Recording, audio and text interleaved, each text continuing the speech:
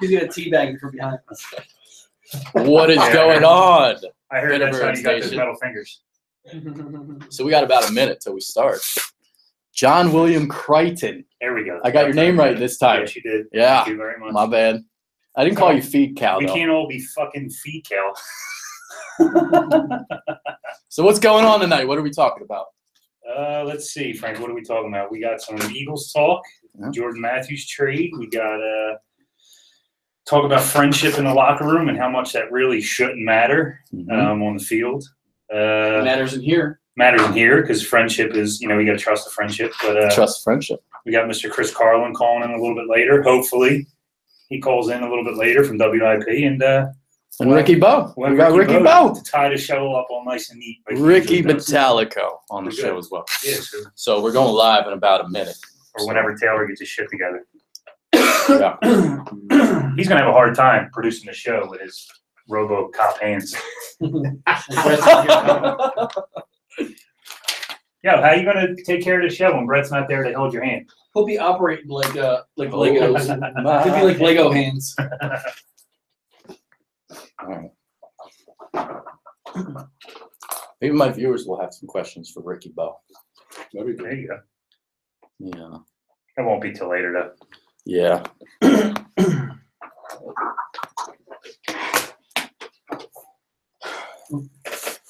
All right.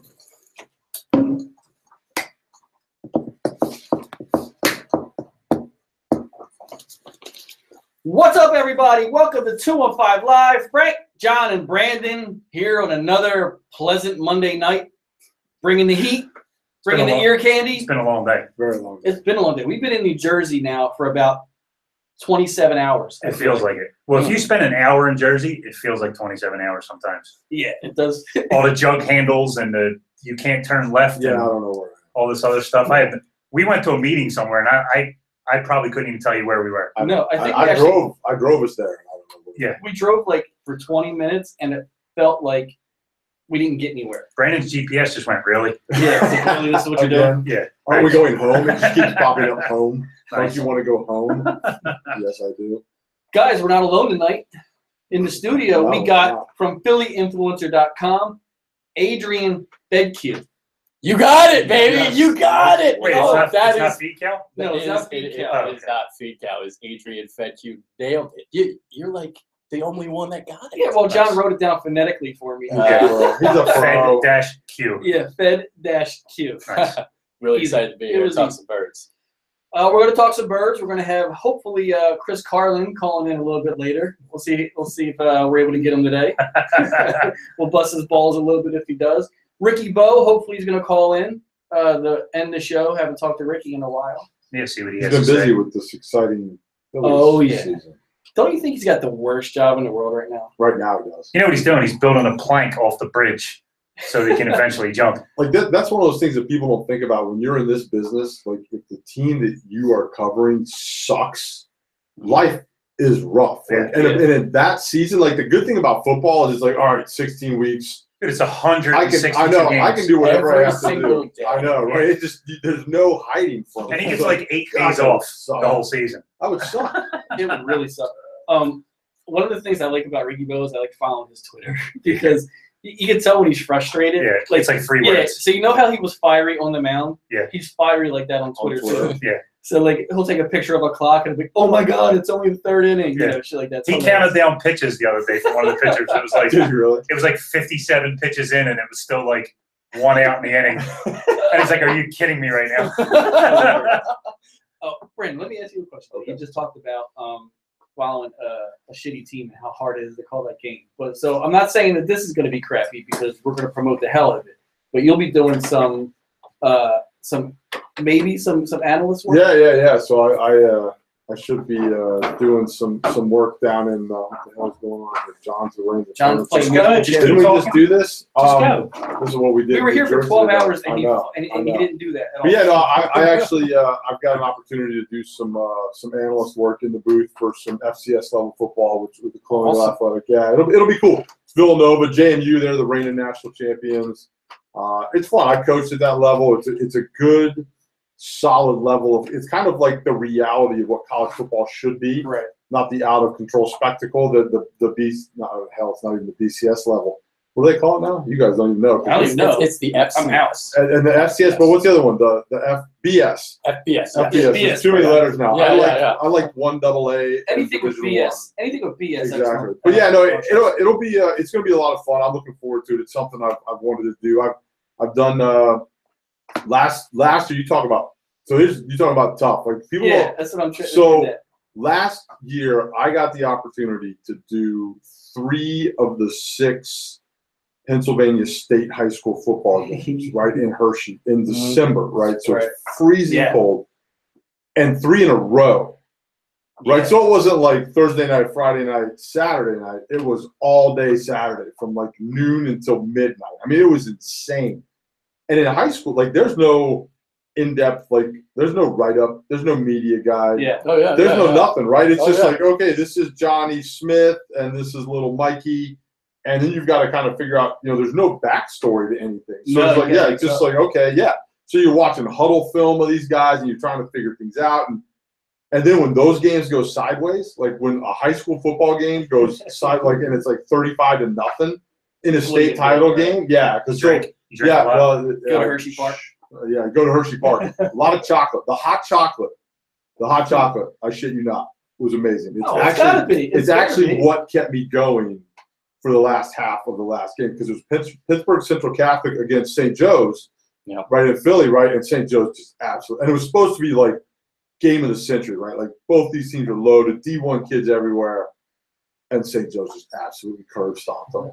And it was bad. And it was like literally like I was like, how much hot chocolate can I drink tonight? Yeah. So you're like Tom McCarthy when he's doing a Phillies game. Basically, pretty much, right? You're just pretty much, yeah. Kidding me right now. Well, yeah, and it does, but when it gets ugly, you run out of things to talk about, right? Think about Ricky Bowe and what he's got to do. Anybody covering the Phillies he's got right a now. pre and post too, though. So he's got to say something good, right? And then try to say something after a game like that too. I don't even think you have to say anything good anymore, do you? I like when they, like Frankie said, I like when they tune into like post game and his face is already before a word even comes out, it's already red. You're like, this is going to be a good post game. Yeah, absolutely. But it definitely makes it, because the reason we all do this is because we love that team or that sport or whatever it is, right? And especially for like if you're a fan of it or if you've got an attachment to that team, it just makes it brutal, right? And it's tough. Yeah, at least with the Sixers, it's 82 games. When you had to trust the process and all that, but 162 games got to come every single day in the dead of the summer. And you don't even have a cool slogan like "Trust the process." Right? I mean, at least after a while, like the Sixers, what is the Philly slogan? What even is it? Bad. Yeah. It's just, ask Ricky Bowe tonight. We'll it's face palm. Exactly. Face palm emoji. Just an emoji, not even a slogan. Exactly. So, Before we get into the Eagles and their big trade, let's start with the really good news from the week. Ezekiel Elliott suspended 6 games. So Brandon being the next Cowboy. I like to refer to him as ex-Redskin. Ex-Redskin? He was a I Cowboy. just go with the fact I've never Penn State. I played at Penn State. That's where we go. He's a Penn State. Exactly. Yeah. But more so, I don't know when this statement happened, but Jerry Jones was like, "This guy didn't do anything wrong." He came out we like, stand by him.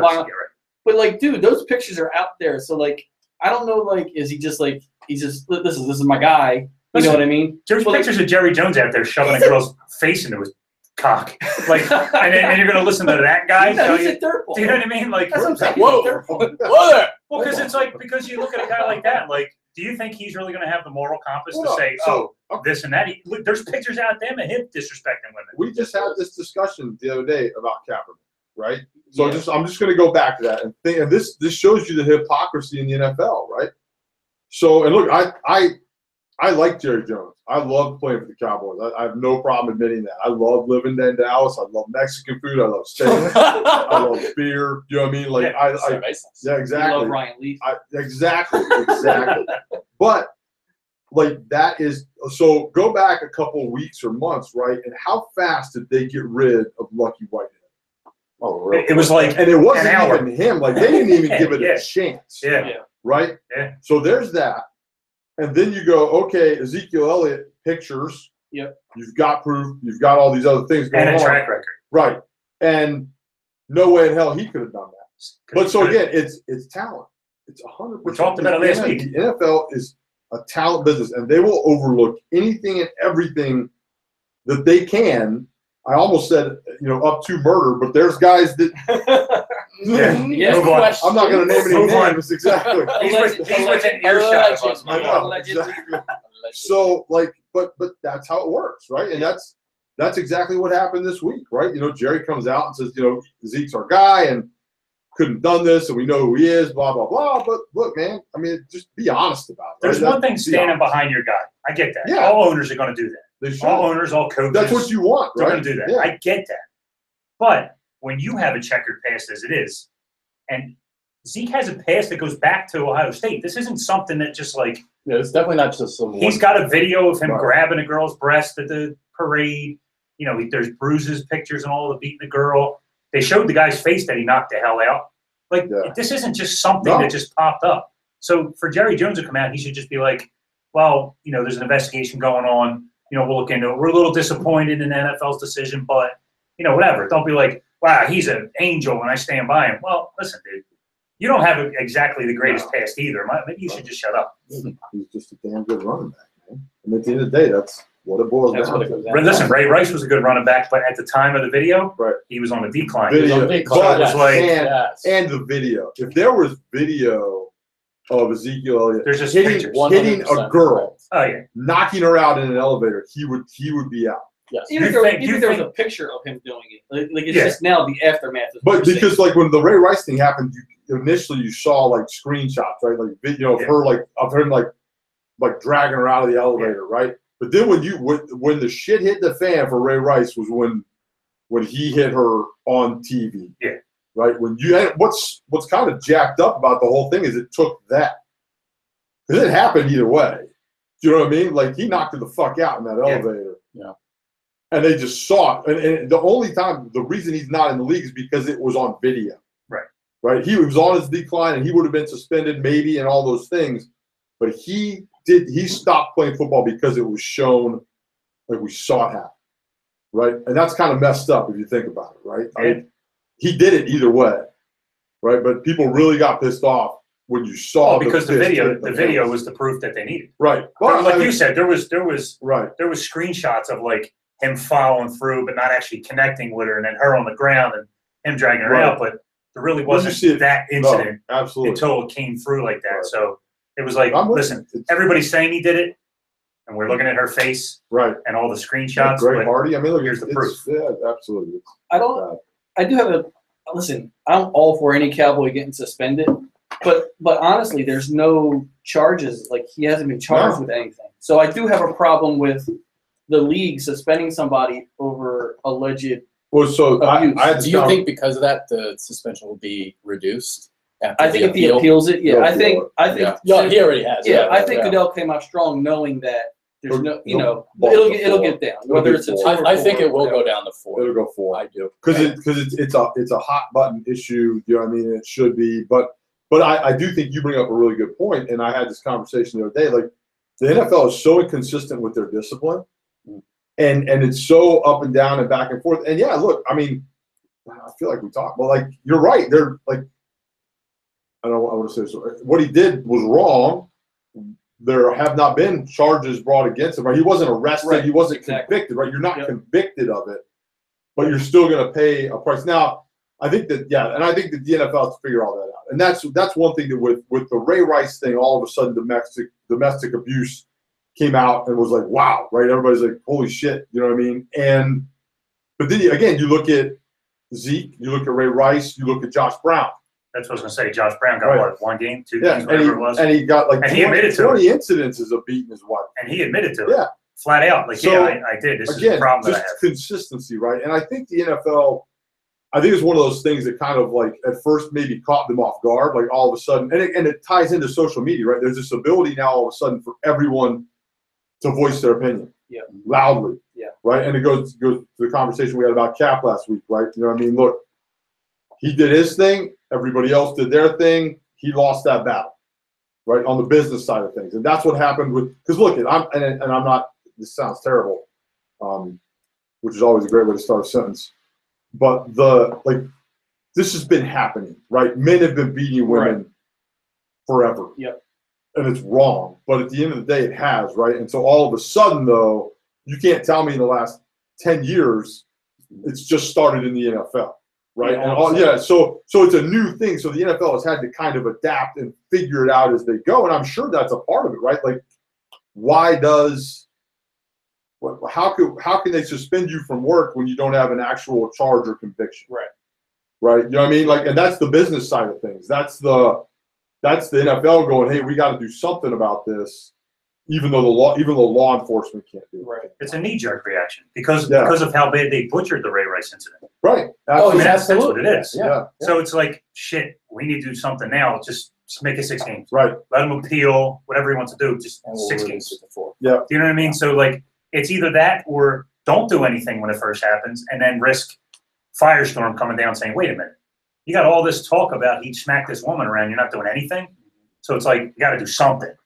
You know what I mean? Even if there's no charge, we got to do something because we have a track record of messing this up. Right. You know what I mean? Absolutely. It's a business. It looks like he's going to appeal it tomorrow, I think, is when it's going to go in, is what I'm hearing. And then, you know, I won't be surprised if by the weekend that's reduced to whatever, 4 games, maybe even less, maybe 3. They'll go 4. He'll be out the first month this season. I hope they raise it.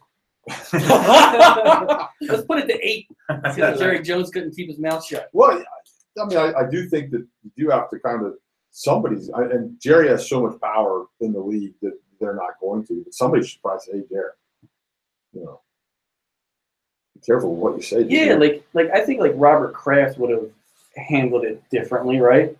Like, don't you think? I don't know. Like that organization seems to do things. Well, no, yeah, because during the Deflategate, Robert Kraft was very outspoken to the league. And Goodell was supposed to be like his boy at first. Yeah. And he was very outspoken about how they handle Tom Brady. So but it does speak up. It's just that Jerry has that track record. Right. You know what I mean? He's already got dirty hands as it is. He's not as respected as Robert Kraft.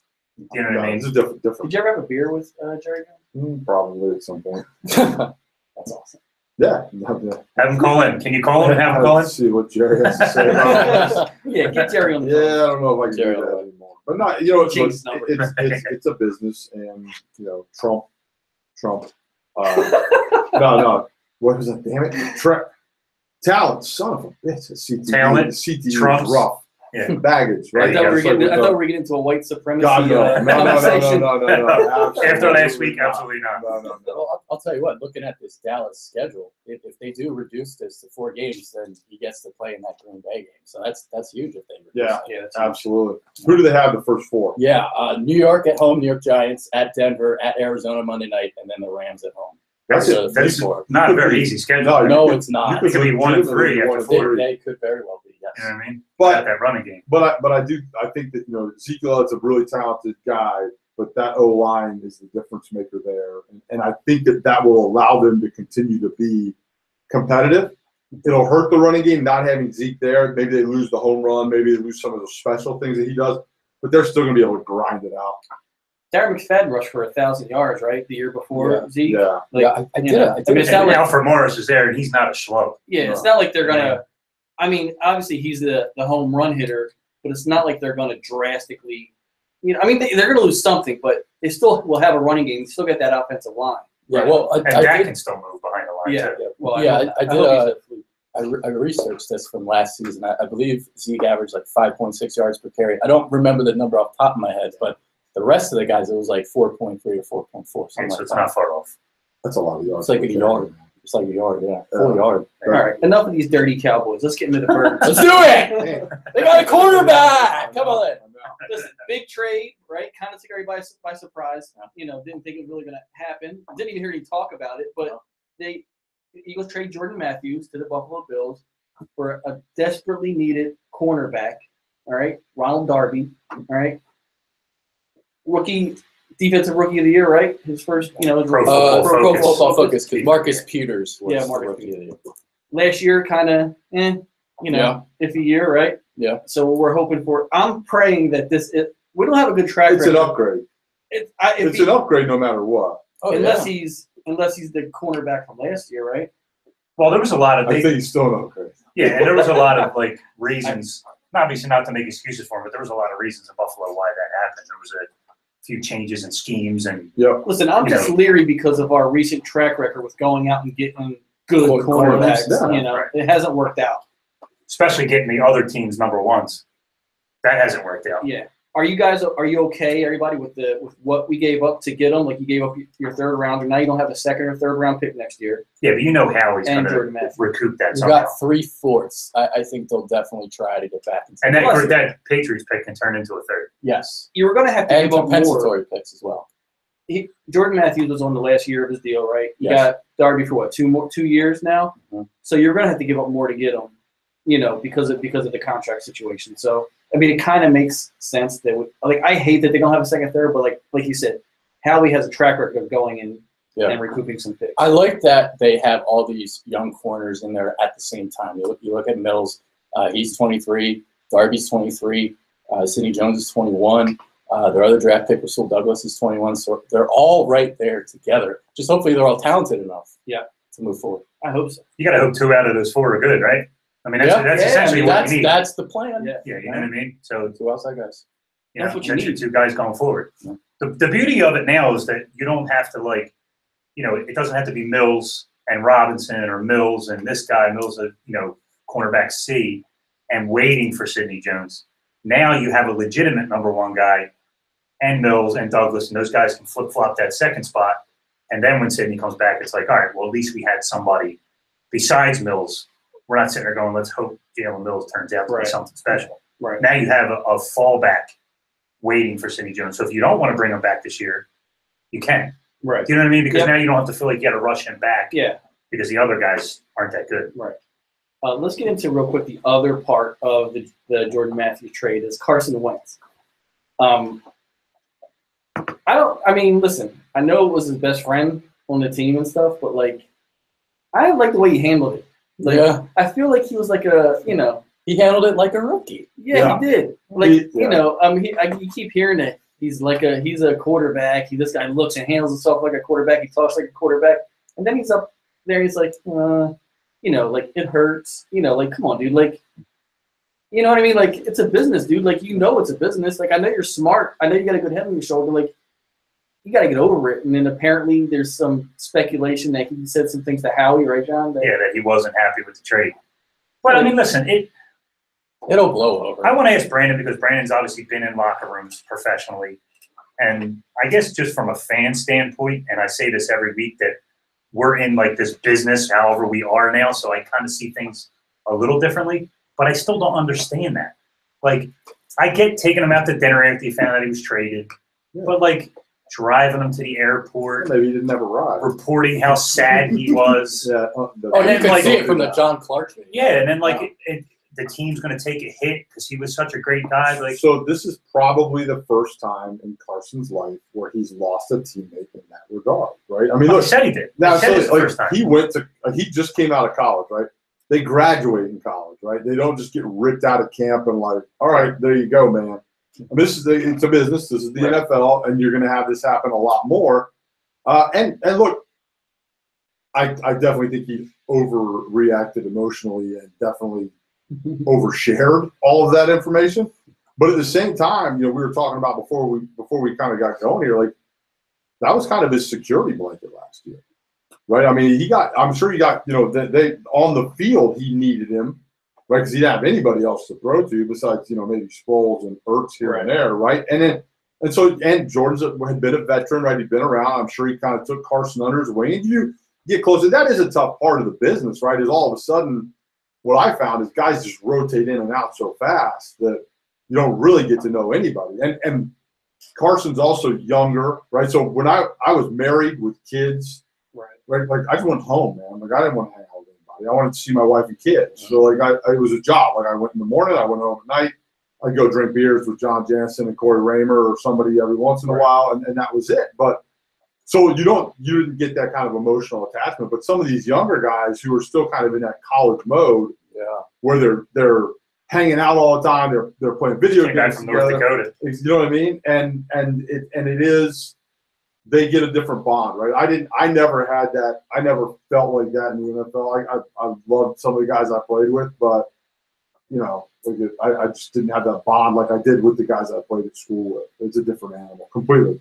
I'm interested to see what Carson looks like in this next game out because, you know, if he's not mentally over it, I think that can mess with him a little bit. You know what I mean? I think that he'll have that. There's another 81 running around out there, you know, and it's not his buddy. Yeah. You know what I mean? So that could play with him a little bit. So I'm curious to see what he looks like Thursday night. I think he's smart enough to understand that it's a business. I mean, he did say that. It's one of the first lines he said when they asked him about it. Like, this is the first time that I've had a chance to really see the effects of, like, the business side. Yeah. And it sucks. Yeah. But, you want to hear him give that line that quarterbacks give, like, yeah, it sucks. It really sucks losing a brother, but, next guy up and blah, blah, blah, blah, blah, like all the quarterbacks say. And he didn't say that. So everybody kind of was like, Did he really say we're going to take a hit? He said it's going to be different, because everybody knows that he was a big part of our team, basically. Right. You know what I mean? Which is fine. Say that.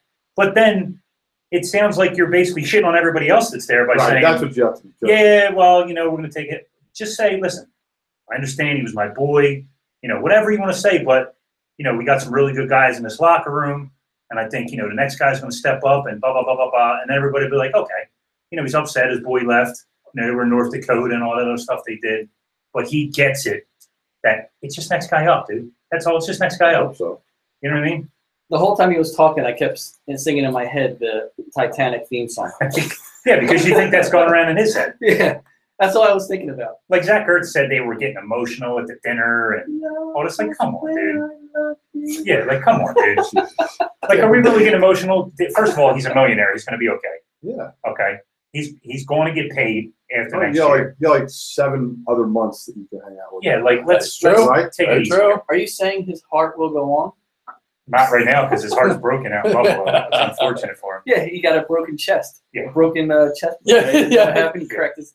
That's a broken heart. Yeah, that was his heart. Yeah, that had nothing to do. Do you think it has to do? Do you think it's going to affect them offensively? No, nothing. Right? They'll just. I don't want to say that it'll just be like skipping a beat, but they're going to be okay. Yeah, no, absolutely. I mean, they're getting a slot receiver, right? I mean, Andrew, we talked about that before, right? I mean, when you look at Jordan Matthews is a good football player, right? But he's not Jerry Rice. No, he's not. And he can't play the outside. No, he can't. It's not fast enough. So what are you going to put? What do you pay a guy like that? Because that's the reason they got rid of him. Dude, let's call it like it is. They got rid of him because they're not going to want to pay him what in his head he's going to think he's worth. Yeah, and to be honest, I think Doug wants the quick, shifty guys in the slot. Yeah. Guys like Darren Sproles, guys like Donnell Pumphrey. I don't think Jordan Matthews was his prototypical slot receiver. Look at the good NFL slots, right? It's Edelman, it's Beasley, right? Absolutely. It's the little guys that can run those little whip routes, and you can get them on a safety, and you get them on a linebacker, and they cause problems, right? You've got to bring in the third corner to cover the guy. I mean, that's really what you want that guy to be. And that's what they said about Aguilar. Like, he's a bigger, faster Jordan Matthews. And if they can just get his head out of his ass and keep him the ball, I mean, they might look at it like, what? He dropped one the other night, didn't he? He dropped one in preseason, and it was the first one they threw to him, and I just went, you got to be kidding me. Like, I understand it was like a zip, like Carson put some heat on it. At least catch the ball. That's his job. Here's the thing about Aguilar. He can create separation. He can do it. We saw against Richard Sherman in that game before Twitter blew up after he dropped that pass. Right. So he's got it in him. He just can't finish. He can't catch the ball. So maybe he can finally step up the shit. Is Aguilar starting at the slot? I don't know. Game one? I think that's who they're going with. I don't know. Because Daniel Jeremiah had that podcast that he had where he was emphatic about it, and I believe him. Yeah, I mean, he's pretty on, but Matt Collins keeps coming out and that's very true too. And blowing up. I mean, Aguilar drops 1 or 2 here or there. Yeah. Well, there's 3 preseason games left. I mean, that third game is where they all play. Yes. If Aguilar comes out and drops a pass or 2, and Matt Collins keeps stiff arming people to hell, then that's going to be a thing you look at. Like, well, let's also remember Green Bay's secondary, one of the worst in the league last year. So Matt Collins, 4 catches for, what was it, 60-something yards? Right. So it's great, but 1 preseason game, let's relax. I'm saying as far as like his size, his ability to like numbers. Right. Well, I'm saying, but like if you look at his potential, like he's got size, he's strength, he can catch the ball. Yes. Those things. Like I'm not going to put any weight until preseason game. Yes. And it was against 2 rookies that he did it against. But you got to look at it like Aguilar's been here 3 years. still having these issues with him. Yeah. You know, this guy's coming in, he's showing a little bit. If I'm the coach, I'm thinking maybe Aguilar doesn't necessarily have this spot locked down. Right. I don't know, that's just me. But then the guy who drafted him goes, no, he's got the spot locked down. The guy who drafted him's not here anymore. Well, somebody else in that building has some political issues with that guy. Because he was the number 20 pick. It's Chip's guy though. Yeah, and we've seen how he's been doing with Chip's guys. I know. Shipping them out. Still, I mean, is Nelson the last one here? But then to me, I don't know. There may be somebody else in there that is still there that has some political pull, because that kind of performance, you should get cut. Well, because last year they weren't going to cut him last year because he didn't have anything else. They'll cut people. Well, I'm saying it because there are other look how bad it was. 50 guys on the street right now that catch the ball. My 11-year-old caught the ball better. But there was financial reasons behind last that. year, Right? Yeah. But I'm just saying, like his performance hasn't been good enough. The thing that has kept him on the roster is the fact that he's the number 20 pick overall in the draft.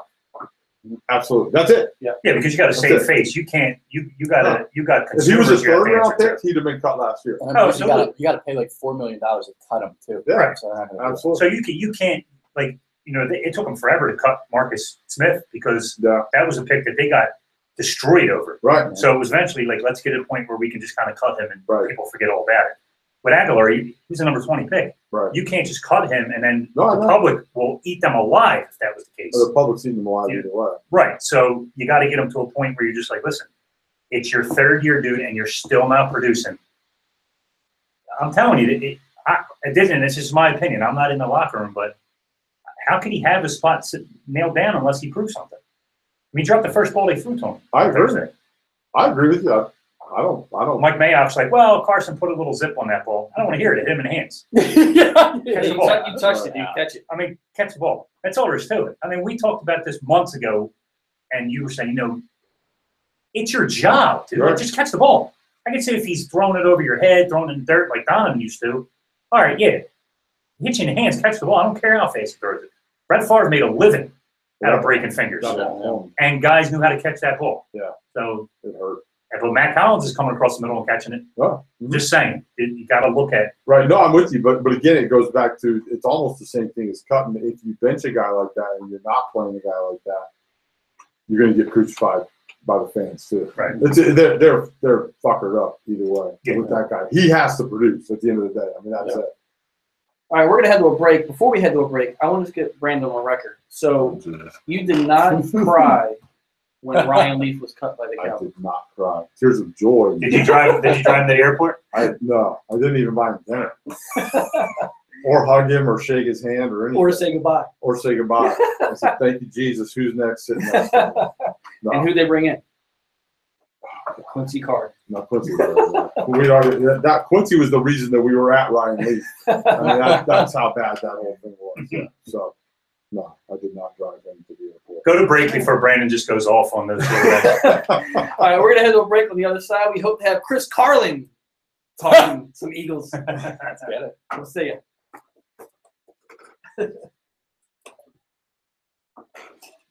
Do I have time to grab my charger real quick? Yeah. Anytime. Cool. Our breaks are like 3 minutes, so even if you got to sneak back in. Yeah, I'm at 22. This thing's going quick. That's how it is with yours. Like when we used to use yours, it would die fast. Yeah, you have to charge it on real, a lock you for a show. Yeah, it's crazy. You're I can't stand it. I have to sometime in the show do the Wobby spot. Yeah, we'll get the Wobby spot in. Because I forgot to record it. And we was just moving stuff around and got too late. We'll somehow transition from the. And while we're talking about the Chris Carlin call, I can't imagine we're going to talk about Chris Carlin's call for 15 minutes. No, well, Transition 10 to the minutes. Wobby. It's 10 minutes, so just give it like 5 minutes to talk about it. Yeah, And we'll get the Wobby. I'll let him know before we go out of, like before we go into this actual commercials. I'll do it, and then we'll go into the commercials. But I still have the script here. Tracy said the sound on the website's not good. So everybody's having problems with the website. Listening to us. On the app? Both. Website and the app. Yeah. Download the pod. Yeah, I mean, you have to download the podcast anyway, that's all.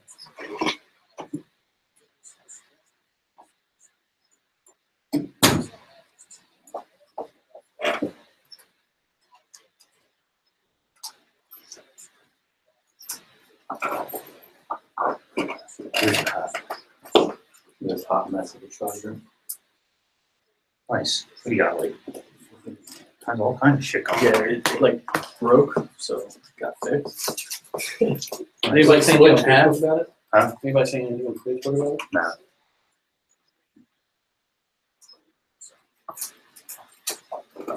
Is he on? That's on that last Okay. You have him though, right? Yes. Okay.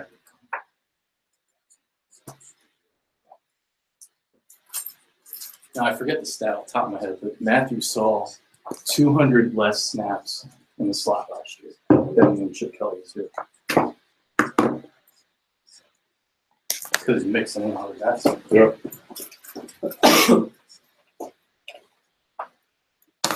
All right. You know I'm going to accidentally call him George Carlin. George. Don't call him George Carlin. I said accidentally. Hey, George, welcome. Yeah, but you know how you are. If you say you're going to do it, accidentally you'll do it.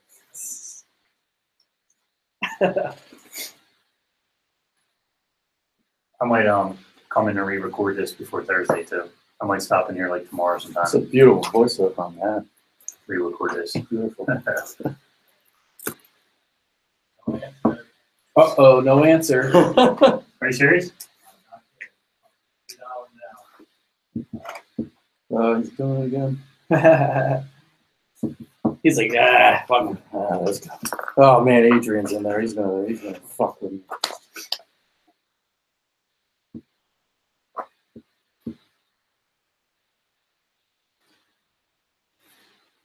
Nice. Finally got to my Pantera. Yeah.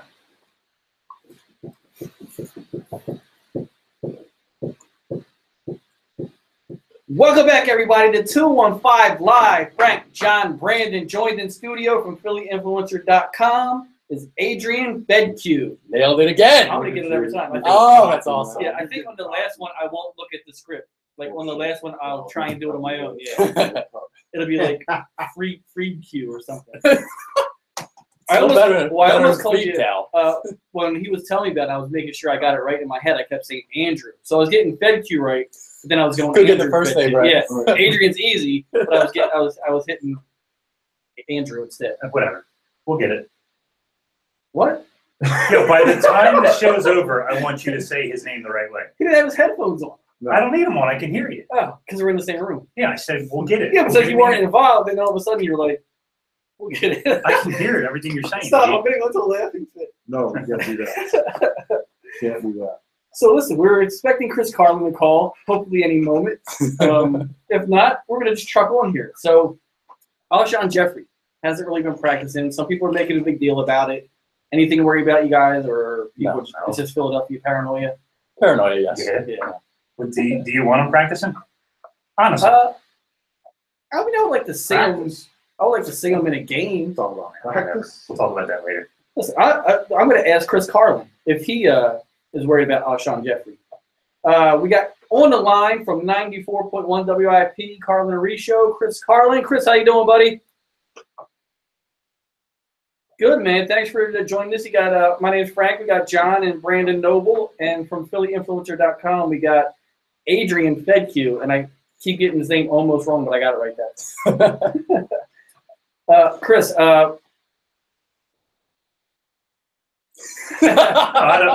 whatever do you mean?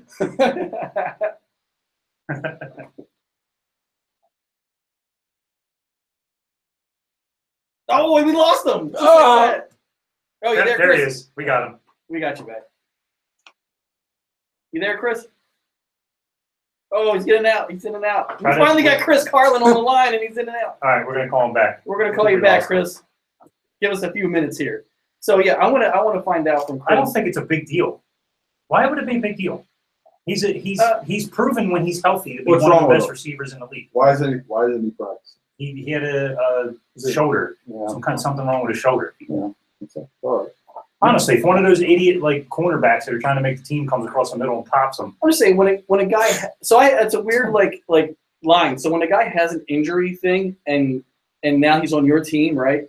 You want to see him out there because now all of a sudden you start thinking, this guy's injury prone. And Like Joel Embiid. yeah, like, well, no, we trust the process. So, Yeah. We got Chris back on the line. Chris, we got you, buddy. Yeah, it is. I was just saying, we finally got Chris on the line, and we lost him. I don't think you're meant to be on the show. Me too.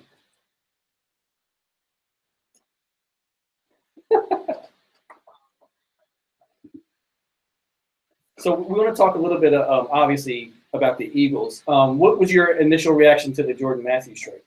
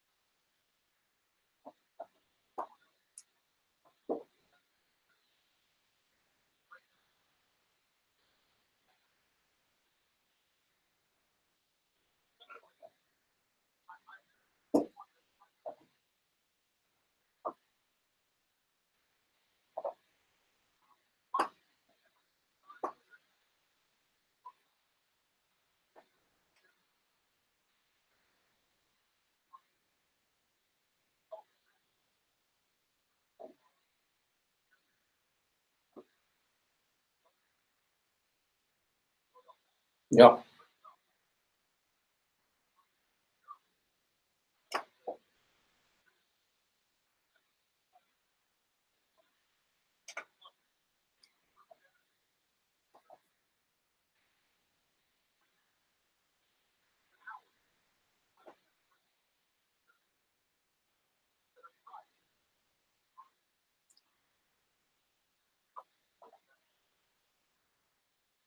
Chris, this is John. So you transitioned into kind of what we were talking about before you came on, the trade and how Carson's kind of been handling it.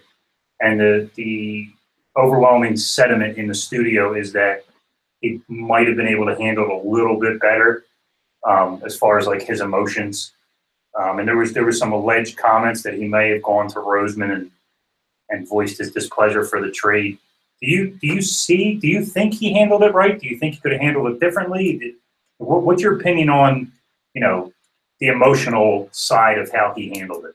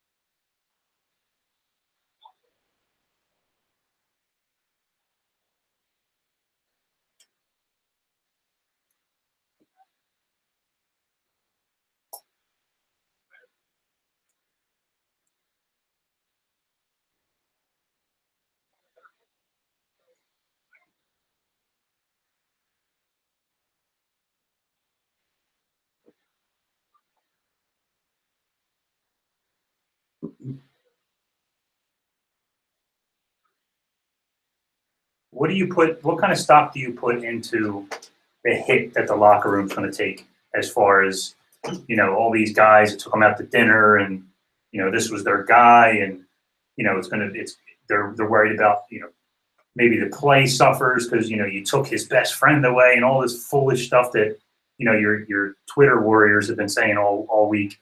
Do you put any stock into the product on the field is going to suffer because of something like this?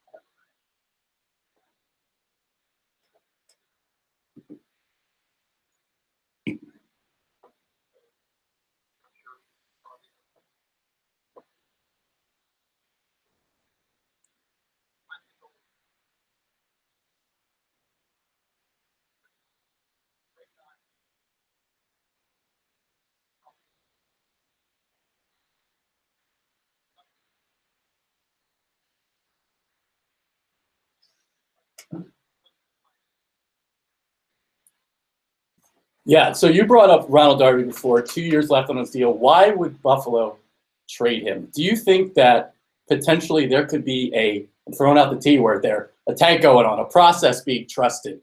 They have 2 first-round picks, 2 second-round picks, 2 third-round picks. It's a great quarterback class next year. Do you think that this could potentially, was this a move that, they're trying to get a quarterback potentially, maybe? Yeah. Awesome. I'm glad you agree.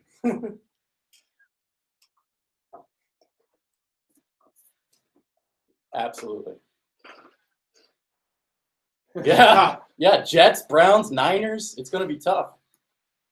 Yeah.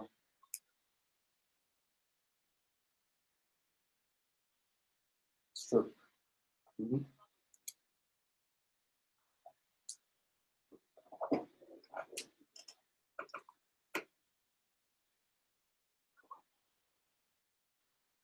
Yeah, I think it's great. Yeah. Mm-hmm.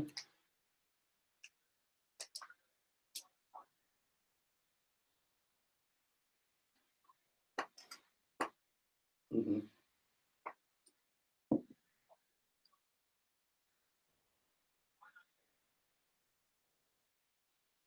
Yeah.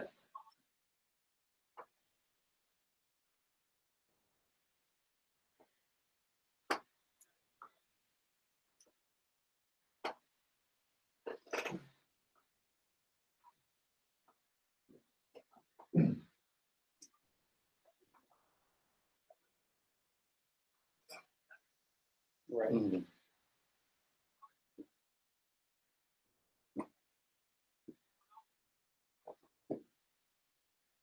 Yeah. Yeah, DGB last year.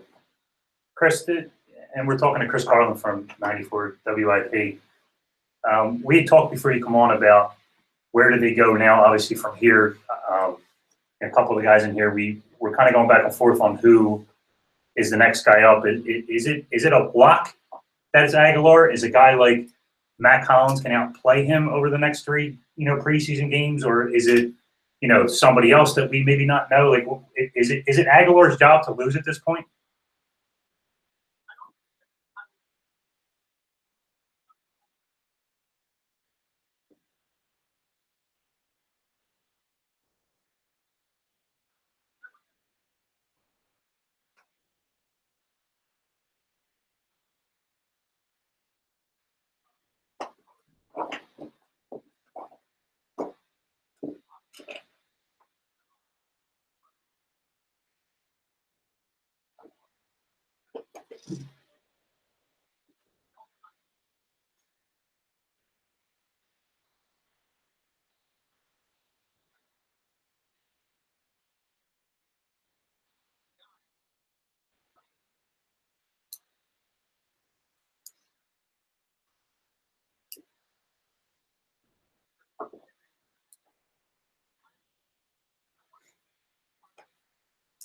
Absolutely.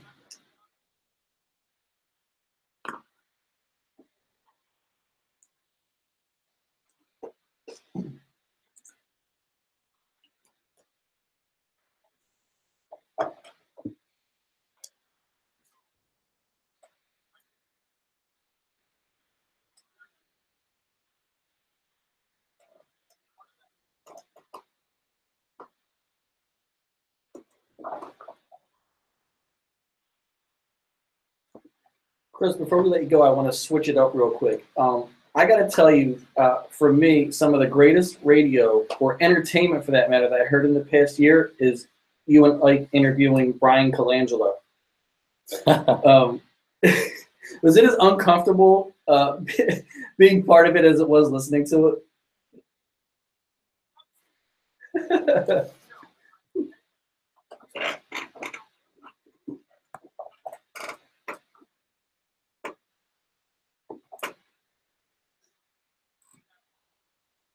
Yeah.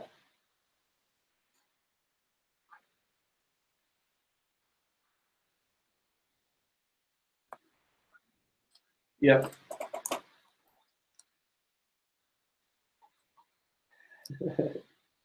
Yeah, no, and honestly, Chris, you were asking all the questions that I would want to know, you know.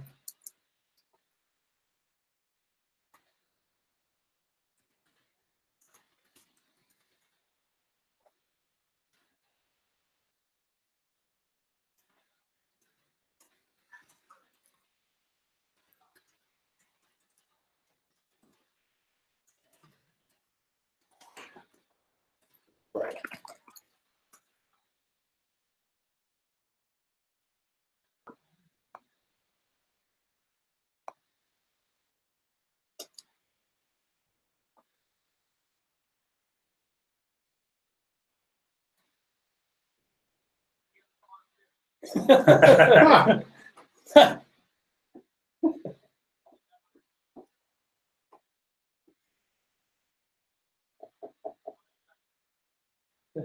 Chris, last one before we let you go. No, my fault. Sorry to interrupt you. Last one before we let you go. You're coming from obviously a big market. You came down to Philly. In your experience, now that you've been here for a little bit and had a chance to kind of digest everything that goes on here, is there what's the difference, if any, between the two markets as far as fandom and media and just the overall experience between the two, considering they both are big markets?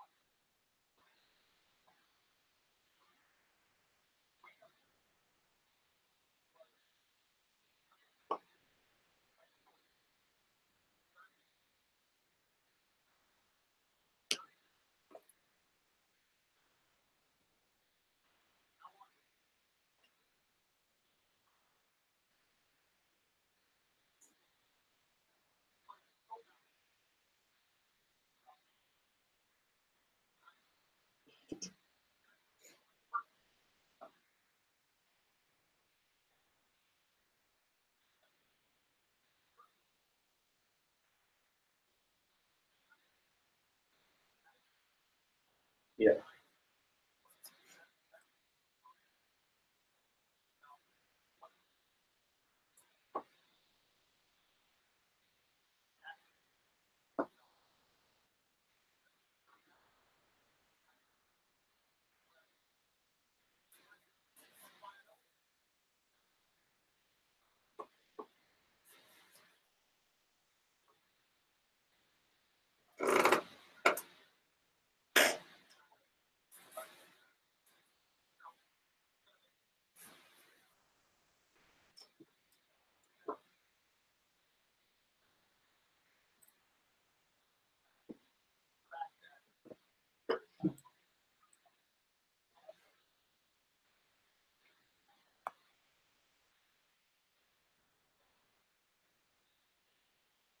Yeah, it drives us crazy.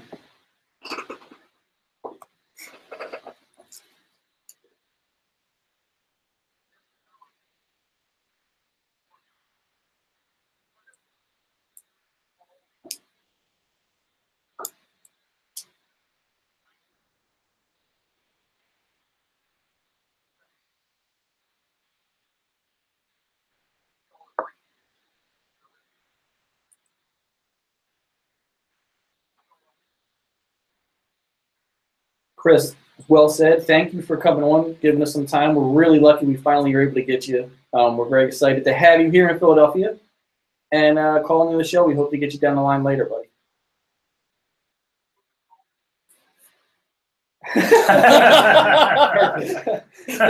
Thanks, Chris. We'll talk to you later, buddy. Thanks, Chris.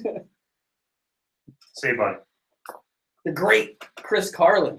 No, I mean, listen, it was funny because I wanted to go at him a little bit, but he's like sort of a nice guy. So Yeah, I was feeling bad, but it was funny. Like we were going back and forth on email, and I was like, yeah, just let me know what time, and then I would let him know what time, and then I was telling you guys before, like the Thursday of the show, he'd be like, "Oh man, I'm really sorry I missed it. You know, blah blah blah. Definitely next Monday." And that went on for like a month. Yeah. And then I was like, I went to Frank. I didn't tell you guys this, but I went to Frank afterwards, and I'm like, "Listen, it'd be huge to have him on the show. It'd be great." But like, I don't know. Like, I don't know if he's just blowing us off on purpose, or like, you know, I mean, I don't know what kind of guy he is. He's a New York guy, whatever.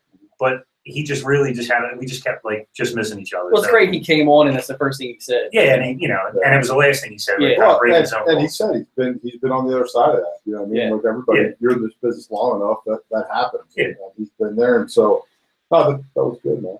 Yeah. You guys didn't kill him. It's good that He'll probably come an back. outsider Yeah. sees kind of like what we see when it comes to the fan base. Like he's been here long enough to get it, Yeah, I You know love what I mean? that. Yeah. which is huge. And he's a New York guy. Yeah, That's good. yeah, it speaks a lot. We're gonna head to a break, but before we do, John, why don't you tell me about this new app you got? Yeah, so I called a little hell last week because I had mentioned that Wabi, who WABEE is a new, you know, kind of like app out there that people are, you know, kind of just figuring out, and they're one of our new sponsors. So I wanted to do it justice last week, and I started talking about, you know, what it was about and stuff like that, and I mentioned that it was kind of like Groupon. Well, if I didn't catch a firestorm for that, because apparently Groupon gouges the you know, businesses, and Wabi does the complete opposite. Listen. So Do not confuse Wabi with Groupon. no, but listen, when you don't know the information and you just kind of hear what they're about, that's what you think it. Right. But I got corrected. You shouldn't ad lib during. I got corrected. reads. But so basically, it's if you go to a store and it's a Wabi sponsored business, like a restaurant, a bar. Yeah. They got like beauty salons, stuff like that. And you know, you make your purchase or whatever. You take your receipt after the purchase and you take a picture of it, and you go on the Wabi app and you can get like 5%, 10%, 20% money back. You upload the into your- receipt. To upload the Wabi app, receipt. yeah. And you can get money back into your account that you can use for future purchases. That's simple. So it's pretty cool that, you know, depending on the business, Yeah. you know, I mean, you can get up to like Sluggersville. Remember, Sluggersville was Yeah. one of our sponsors for a while. They actually just jumped on with Wabi, and they're offering 20% back right now. Oh, So nice. if you go to Sluggersville up in the Northeast on Bluegrass Road, Great facility. make anything. It's an indoor baseball. They got softball. It's like a whole training. They're like doing like football stuff now. It's crazy. And they just got a commercial now. Right. So yeah. So, but if you go there and you make a purchase, anything, baseball equipment, anything that they have there, you Yeah. can get up to 20% back if you take a camera shot of your receipt and upload it to the app. So if anybody that's on here wants to try it out, go onto the Wabi app. It's WABEE. Start an account and add the promo code Wildfire, all uppercase letters, WILDFIRE. That would have And, been good last. That you can use that promo code. Start making some money. So Randy got a- used all we got a lowercase big- this week. we got a big meathead in here with big dumb hands. They couldn't figure that out. So You I'm can actually get telling shift him key. as I'm His telling you big thumb guys. was so. always on the shift case. All right, listen, we're going to head to a break. When we come back, we're going to talk more nonsense. Yes, we are. It was funny because the goddamn email wasn't loaded. Hi, Brett. What You went- is you went going aquamarine on, today, huh? guys? You went aquamarine today, huh? So we got a little break here. I see Philly 500 in the chat. What's up, man? Does he have his Scrubs uniform on? Yeah. You got your Scrubs uniform on? Zach Braff. So I'm sorry that you guys couldn't hear the Chris Carlin call, but maybe, you know, is there a way to download the show afterwards? I'll Yeah, make if sure the that up. show's over, look it up on iTunes Okay. or wherever. Did you guys get share your last podcast week's from. on the video? Yeah. On the page? Mhm. I didn't see it. Oh, I got to share it. All right, I'll upload the Chris Carlin interview later, since you guys couldn't hear it. Ricky Bell, I'll get that up there too. So, talk Yeah, to they'll my be able viewers. Oh, is that what the hell you Yeah, I'm Talking still, stuff. I'm still streaming. They'll be able to go on after the show and just get to go on the Wildfire app or wildfireradio.com. There you go. Get the podcast. Wildfire app. Or on iTunes. An hour already, fellas. Yeah. Yes, Carlin was great. Yeah, he was. Yeah. I'm glad he agreed with me.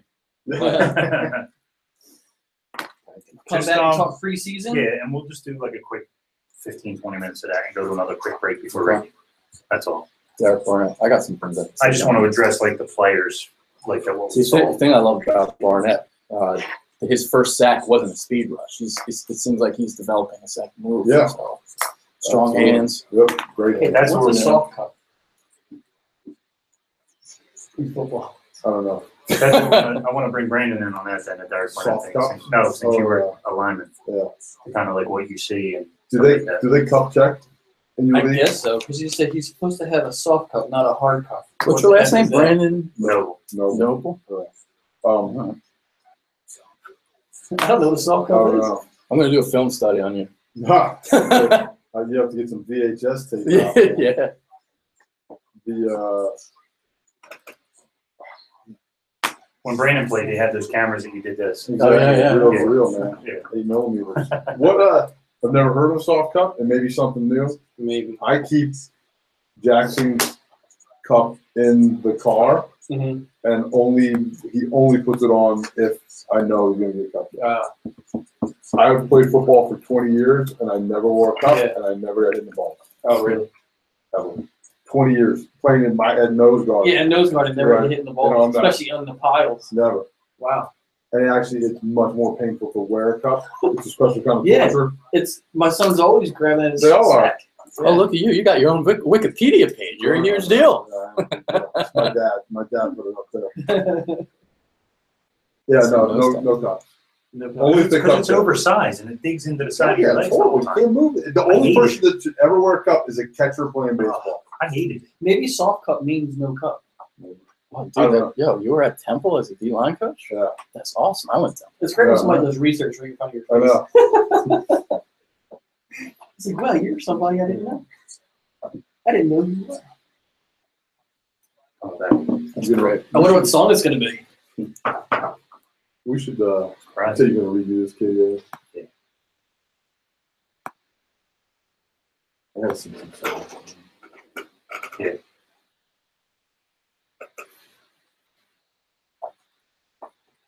Welcome back, everybody, to 215 Live on Wildfire Radio. I was going to say welcome back to Wildfire. See, that's what you get for being an asshole when we come back from break.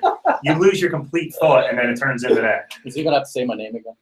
I'm going to have to say your name again. Mm. I'm just going to say the last name, though. Fedkiw. There you go. Boom. You got Yeah. that one down. The reason that I- we're stressing so much about this is because we were breaking Adrian's balls about another show that he was on, and they called him Fedkiw. I listened to the podcast, and right after the guy said that, I was like, I'm out. Like, like you can look at his name. All right, his name's not the easiest to say when you look at it, but Yeah. I don't know where you get Fedkiw from.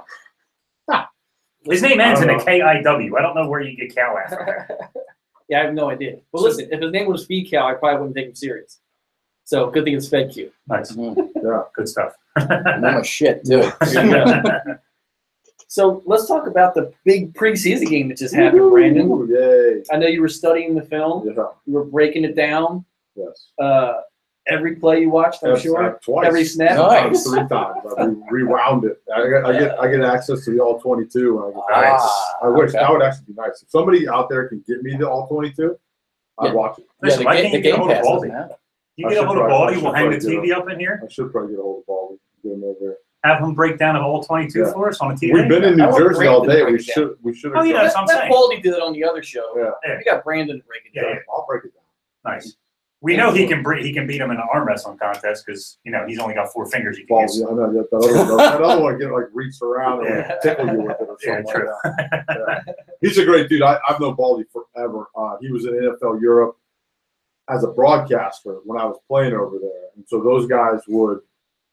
I played in Barcelona, and everyone. The only reason Barcelona stayed in business was because all the executives came to Barcelona in between the games, right? So everybody from Fox and everybody from the NFL and everybody would come to Barcelona, stay there from like Monday to Thursday, and then they'd go to Amsterdam, they'd go to Frankfurt, they'd go to Dusseldorf, wherever they had to go, right? So Baldy and Bill Moss and all these guys that were just getting into broadcasting were over there. And so we used to have a real good time in Spain. And Baldy Barcelona. That's Yeah. That's another show. that's a whole different show. Maybe you know what? Maybe we'll if we can, maybe we'll get Baldy on, and then we can tell some. Yeah, 'cause The week John's not here.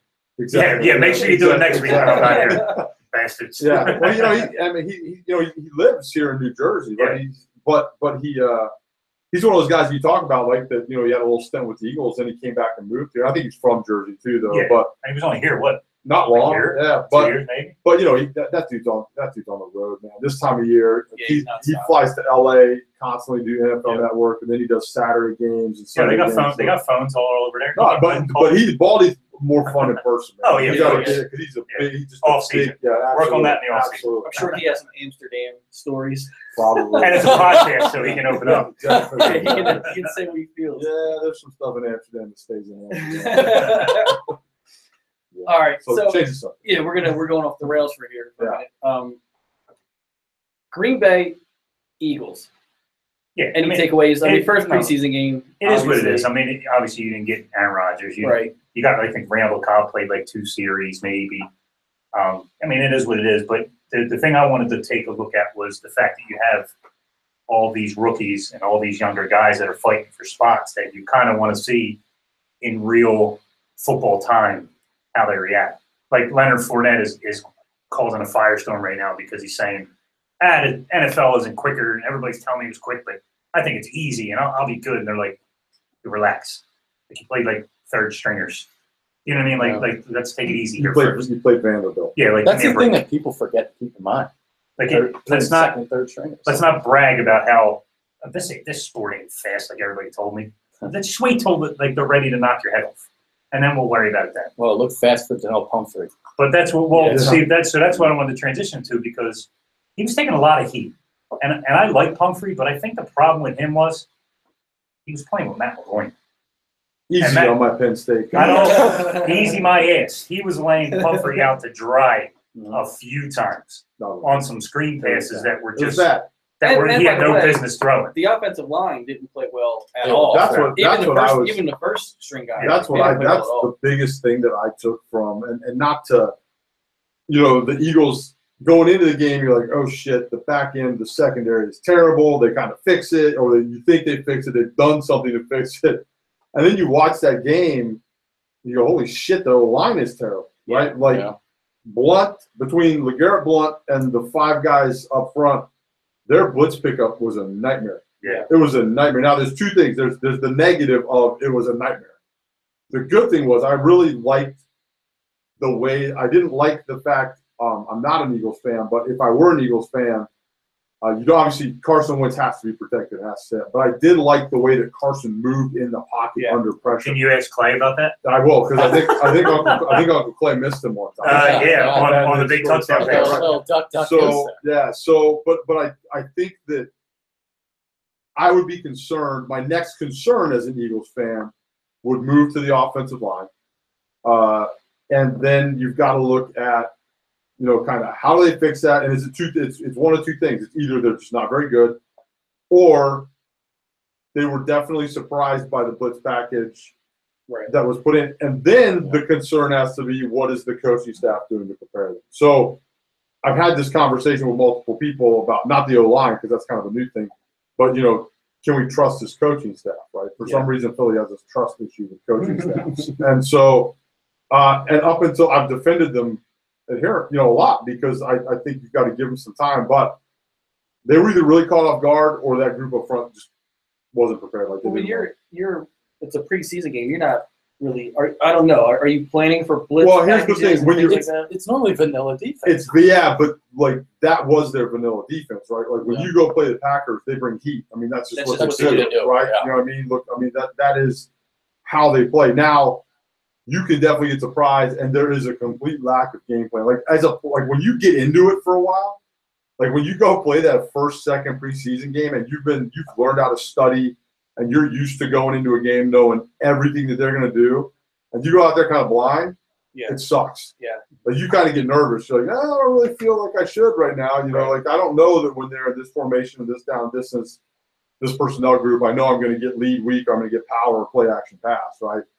They're just like, just go play. You know what I mean? It doesn't work like that. Yeah. And that was, I'm hoping that it was just kind of like they caught him off guard with some, but I just think the consistent pressure on Carson is a concern. And Brooks wasn't playing, right? Yeah. Chance Warmack was off.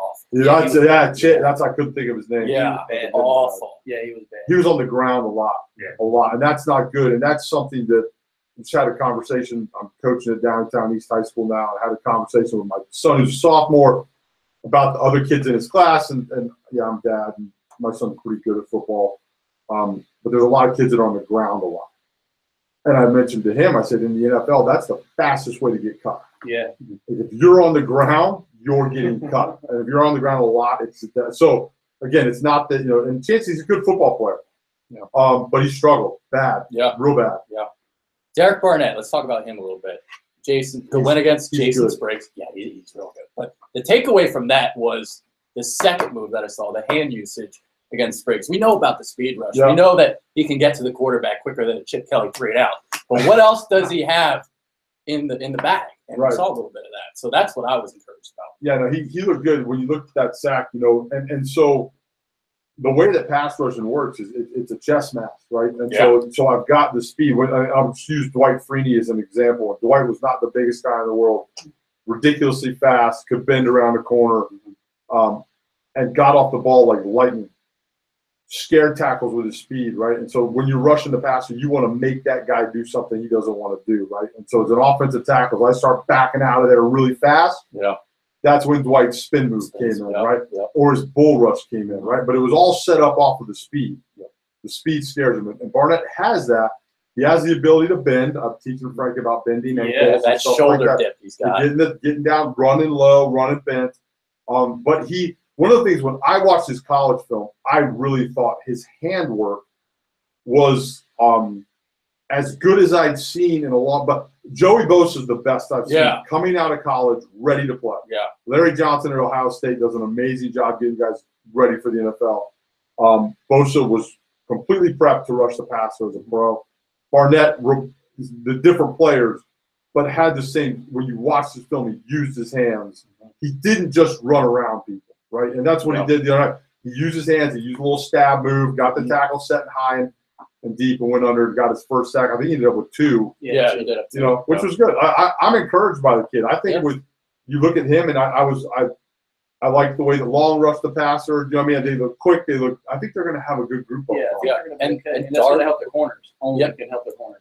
Yeah. And the acquisition of Darby maximizes the effectiveness of the defensive line as well. It works together. So Barnett was the standout of the game to me. So. I mean, obviously, people, the whole city's been talking about Mac Hollins, Mac Attack. Oh my God! Right. Like it's all great and all what he did, but let's see if he can keep it up. Yeah. But you weren't expecting that for him, which is why people and our wide receivers are what they are.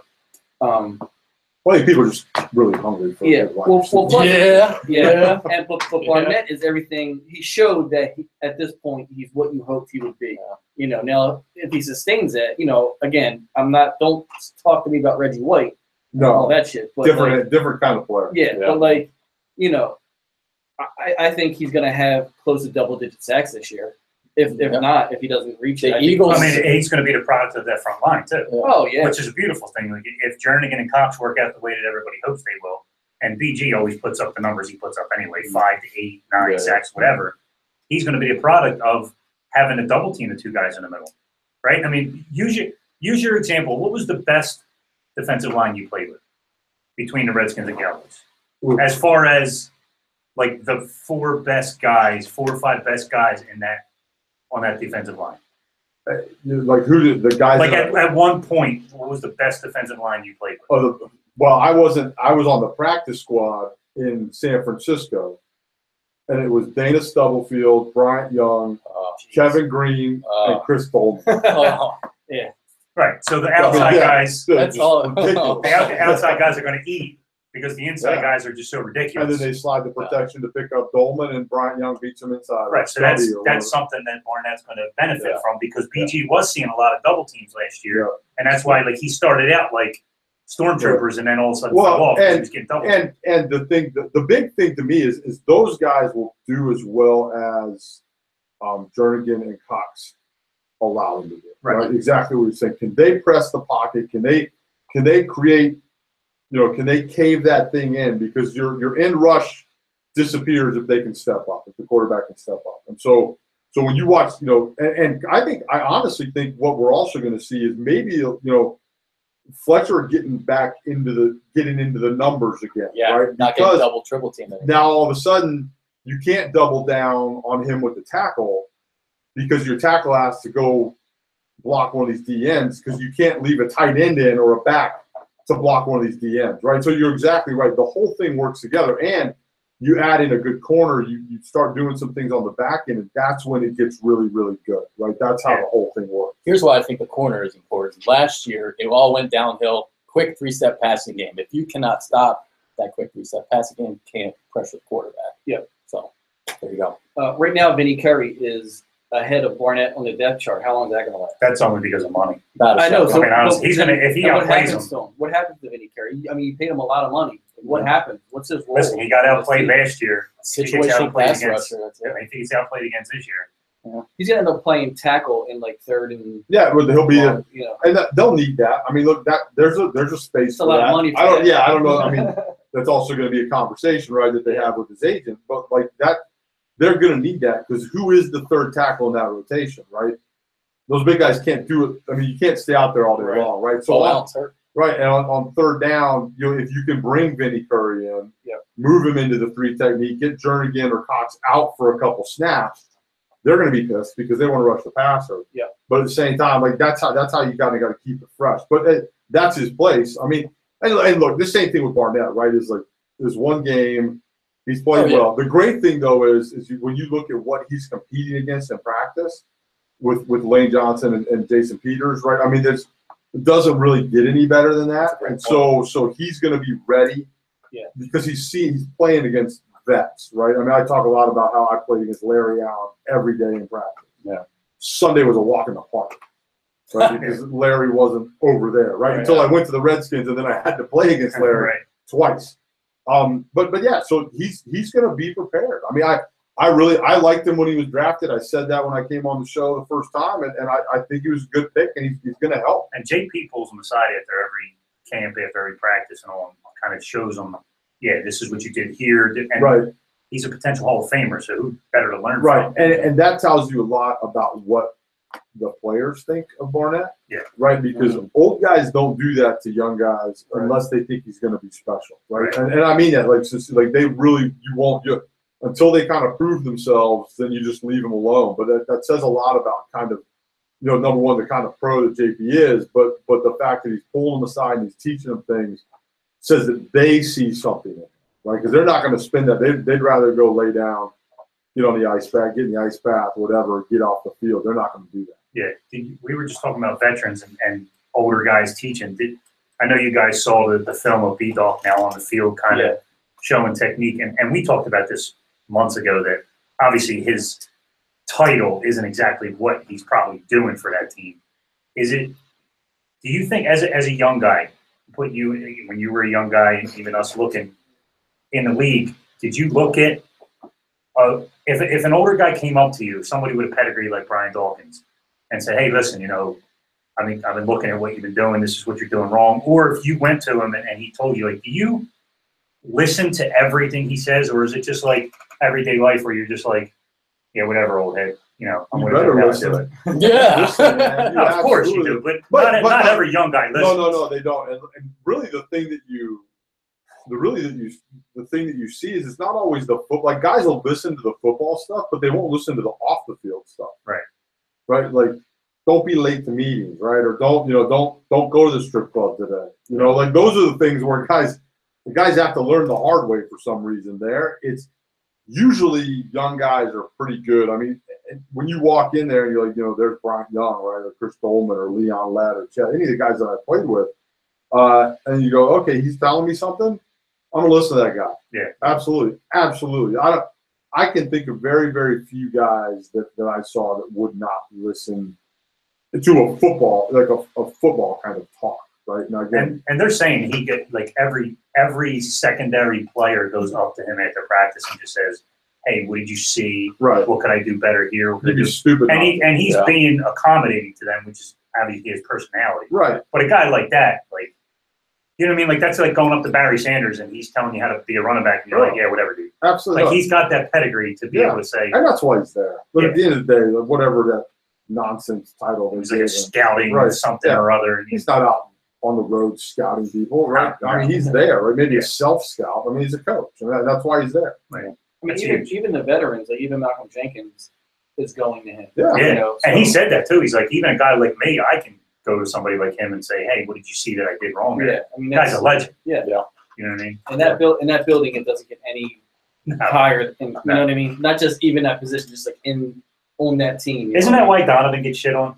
No, honestly, like because they play I on don't the get shit same. on for a lot of reasons. Well, that's one of the main reasons though, because he doesn't want to be that guy. No, Like he doesn't want to say that Carson's going to be the guy, because we talked about it weeks ago. Like he's afraid that he's going to eventually be the guy, Yeah. and then it's going to be somebody who's threatening his legacy here for whatever it is, whatever T.O. Donovan's legacy he is. didn't want T.O. here Right. anymore. T.O. was too big for him. Yeah. Freddie got too big for him. You know what I mean? Like even a guy like Freddie Mitchell who wasn't, Fredix. but his personality was too big for Donovan. Yeah. So Donovan would never come back here and like be on the field and like tell, hey, this is what you should be doing. Like Right. he don't seem like he ever really has a good word to say to Well, anybody who plays that position. It At least for the Eagles, anyway. it takes a certain kind of personality to do that. You know what I mean? Like that's a no one likes to, like, when you play, you want to be remembered as the best or whatever, remembered fondly by the people there. And my guess is I'm certainly doesn't feel that way about this place, or probably anything. And there's some guys that just have an overinflated view of themselves anyways, right? But it does, like, like I remember watching guys play at Penn State right after I left and being like, oh man, he's not as good as me. You know what I mean? Like they need me still, right? And you do have that feeling, right? But you get over it eventually, right? Yeah. And it goes away. And he Well, has you should. Right. Yeah. Yeah, no, absolutely. Sure. Yeah. But look, we've talked about Donovan ad nauseum here, and it all goes back to the boo. I mean, the initial boo, and right, wrong, or indifferent, he was offended at that point, and you got to understand what quarterbacks are like, right? They're special snowflakes. They're prima donnas. They've been told their entire lives how great they are, and that they're the man, and that's how they're treated everywhere. And then all of a sudden, your biggest crowning moment, and the fans of the team you're about to go to boo you. It's going to leave that taste in your mouth. And he wasn't a big enough person to get over it. And I think the divide in that locker room too when T.O. was here. Like I think he expected that whole team to take his side on that, and he didn't. And I think that really is what was like the downfall. It was his ego. And then they brought Vic in, which he was cool with at first. And then after Vic started getting like a little bit big, he was So it all depends on It's ego. Yeah, and he never got over it. Right. And Doc, and when you look at a guy like Doc was always a team guy, and he did everything the team asked him to do. And it's just his personality. Don't say that he would have a problem and he showing you wasn't anything. a quarterback. Yeah, and that makes a huge difference. They suck. I got a quick nugget and question for you guys. So the Eagles' single-season rookie record for sacks is 6 by Derek Burgess. Seriously? Yeah, it is. Derek Burgess out of all guys. Wow. So will Derek Barnett set the single-season Eagles rookie record? I think that'll be without a Taylor says no. He says no. What? Go to the man behind the glass. With the middle fingers. I mean, BG had a okay year and he got 5. I mean, I'm just saying. Like I think 6 is probably tougher than you might think. It is. Yeah. I mean, look, that's only 4 away from 10. And if you get 10, you're a god. Yes. Right? I mean, Yeah. you really are. I mean, those are hard to do. Think about. If I've used this analogy before, I apologize, but I use it all the time when I talk about sacking the quarterback and how hard it is. You may rush the passer, say 600 times over the course of an NFL season. If you get 10 sacks, you're going to the Pro Bowl, right? If you're a baseball player and you go to bat 600 times and you hit the ball 10 times, you're not playing baseball anymore. you're doing podcasts. Right. That's exactly right. Right. So that's how hard it is. And a lot of it goes back to everything that we talked about. A sack happens when the coverage is good, right? When my other guys that are rushing the passer do what they're supposed to do, right? I mean, that's how it works. So, yeah, I mean, look, you would like to think that Barnett can beat it. Again, I don't know if he will or not, but I think if there's any rookie that's been there in a while, he's the one to me that would do it. But it is going to be harder than you think. I think he does it. I think he at least ties it. Yeah, I'm not saying it's going to be like a walk in the No, it's park. not. Yeah, it's not. 20. Yeah, Okay, 6.5. Yeah. Hey, but I mean, it's not far off that with that line we just talked about with that line that he might eat a little bit because of that. right. So, Well, the other thing is, that's some competition to get on the field too. Look, when I was in Washington, Bruce Smith was there, and he was trying to get whatever record he holds, and he was literally telling guys that if I get he needed a half a sack when you said 6.5. That's what made me think of it. He said, if I get the half with you, if you can hold him up while I'm coming, I will give you $10,000. Did you get that? I was on IR that day. So, yeah, but I mean, that's, a half a sack, man. Is that like the Michael Strahan record? Yeah. Hey, Brett, I'll give you 20,000 if you lay down. And I've watched guys literally almost come to blows over a half a sack in the meeting. Wow. A half a sack because they get there at the same time, or 3 guys get there at the same time. Yeah. That's how you make your money in that position. To talk about Joey Bosa again, he's got 3 pass rushing moves. And I talked about that earlier with Barnett. The hand usage, I love seeing that. So it's not just going to be a speed rush with him. So 6, I think, is definitely attainable. I think so. I do. I think he's going to get 6 the next preseason game. No, I'm just kidding. But what are you guys looking for the next game coming up? So Buffalo, ironically, after the trade, we got them. Tears. Oh no, Jordan won't be there. So we don't have to worry I about it. can't wait. You know the camera's going to be trained on him and Carson meeting at midfield. Maybe they'll do like an Isaiah Thomas, Magic Johnson kiss. If I were Jordan, I wouldn't even travel. I would just say screw it. I don't know. He's got a broken chest. Yeah, broken heart. Yeah, can't travel. No, you know you got to look. You got to look at if Matt Collins can continue. That's what he's doing. one Barnett. Obviously, O-line. We're hoping Aguilar's probably tying Holland's shoes together, hoping he doesn't succeed. But like Adrian said, the O-line has to step it up. I'm looking for a running game. Yeah. Some semblance of a running game. The O-line. I feel like I feel like they threw the ball 100 more times than they were supposed to. And then you got to look for Darby to, show you why this is worth it. So well, again, it's preseason. You're only going to see what you're going to see. So you kind of take it with a grain of salt. That third game, you just want to see if guys get it. Yeah. What you're trying to see. That third game will be the game because that's when most guys are going to wrestle. play most of the time, where you can see the ones going against each other. Yeah. Brandon, what was your least favorite part about playing in the preview? Everything. Yeah. That But there wasn't a game where you got like, all right, I'm gonna get the let loose here on this game. Oh no, we've talked about this. Like for me, I had 2 different experiences. Right, I was an undrafted free agent where I was fighting to make a team, and then I had that experience. I made the team in Dallas, and then there was still the first year or 2. It was still stressful. Yeah. Am I going to get cut tomorrow? Was kind of the worst part about it. But the I don't know. Like honestly, when you get older and you're playing in them, they suck because you're going to stand there for 4 hours. Yeah. I would rather play than stand on the sideline. My back would be in knots after, all right, I get my 8 reps and I'm going to go hang out and can't even eat a hot dog on the sideline anymore. So I'm just going to stand there for 3 Not do hours. anything. Right? Were you into the game though, like when you were on the sideline? You watch the guys, you know what I mean? And you watch the kids, the guys that came in, and you were kind of pulling for to not take your job, but not, not too bad either, so. And you did want to win because, look, the next day you're going to have to go in and watch film. Yeah. And everybody's always just happier when you win. So, so the critiques are not quite as rough as they would be. You know what I mean? But no, I mean, look, camp sucks. It sucks. Preseason sucks, but it's necessary. It's hot. Sucks. It all sucks. It just sucks. Yeah. Anybody tells you different, fucking lying right here. Well, listen, on that note, we're going to have a break. We come back, we're going to try and get Ricky Bo a call. See if he answers. See if he, has any interest in coming on with us again. Wow. We'll see. It's been a long year for Ricky. A lot of passive aggressive talk tonight. Listen, I might bust his balls a little bit. We'll see. Whatever. But Ricky, we can go at. So we can go. All right, we'll be back in a minute. Awesome. Ricky Bo. Brett Bo. What did I tell you about coming in here? I thought it was last week. Okay, you're Yeah, it was because you had that whole thing in the way. You're right. It's okay. And you're like a bull in a china shop.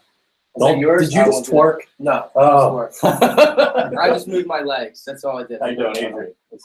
Don't worry, just watch me. Zach Pratt, or whatever that guy's name is. Zach Brett. Hey, Zach. Hey, JD. Doctor, how you doing? I'm good. He hates You're that, by ready the to way. check up. No, I don't. I'm fine with it. No, remember you got mad at the party because your friends kept calling you and saying, Because it's not clever. But like when you guys do it, We're clever. when you guys, we're so funny. when you guys do it, it's old now because I already know that you guys already called me it before. So once you guys call me before, it's okay. Yeah. And then you already heard it because we already said it. Exactly. So when somebody else says it, When someone else says it's just like violation. exactly. Time to kick rock. Huh? I was taking a picture of the banner to send to Marcus. So I see a good picture earlier. Yeah, I got you. You're on Facebook already. So am I. On my head. I loved it. She tagged me in it. My little head and all that stuff. Pull it out. I'll take a picture of your head. Oh, really? Oh, yeah. Oh, you sick. Pull it out. Oh man, it took me a second. He literally put his foot out like that. And he said, oh. There's only one breath. Yeah, there is.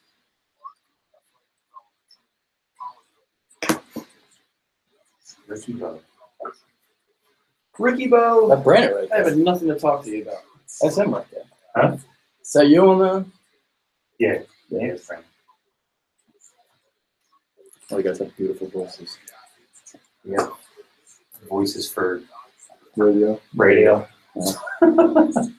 Well, there's a reason why I'm not showing your faces. Yeah.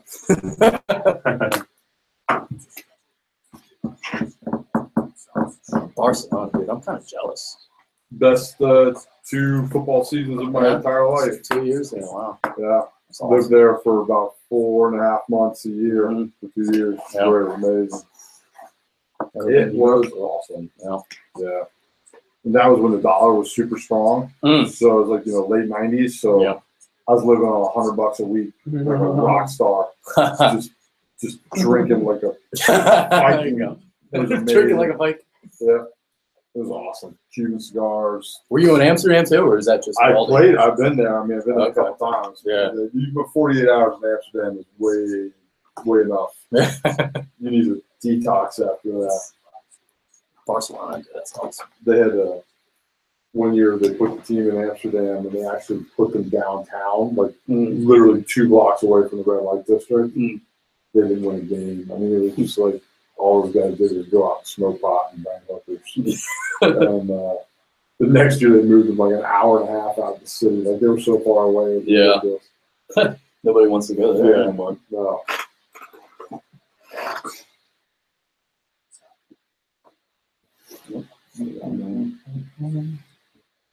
I knew one of those green shirts, John. I like that one. Yeah. The black and green. That's something I gotta figure out, like sponsorships. You guys seem to go. Welcome back, everybody, to 215 Live.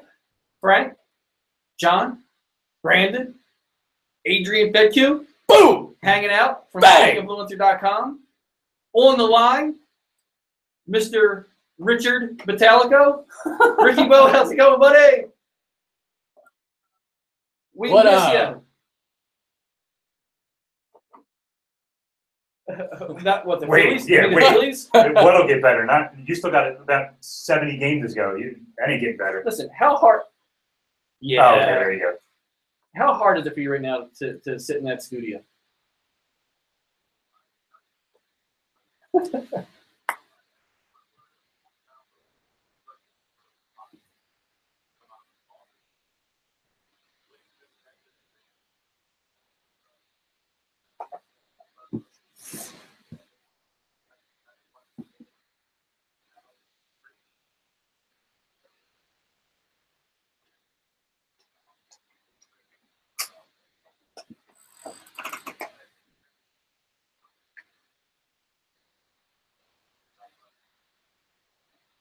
Rick, what do they make of? I mean, is it just that Reese is just up and new, and I mean, what are they making of his early struggles? I mean, or at least what are you making? What are you saying in post game about it?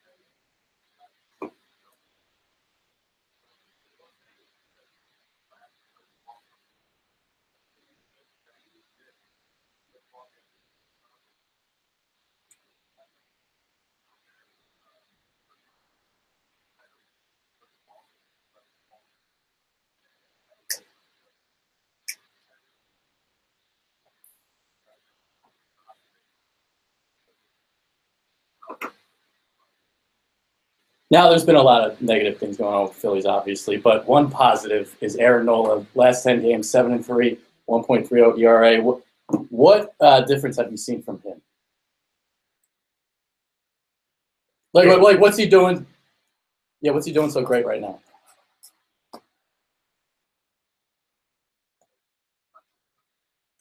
Mm-hmm.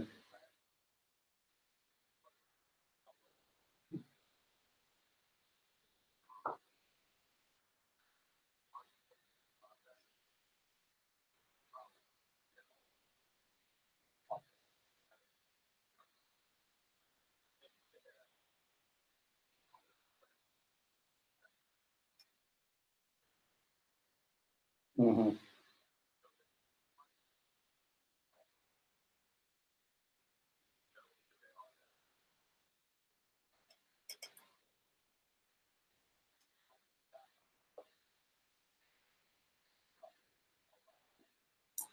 Yeah.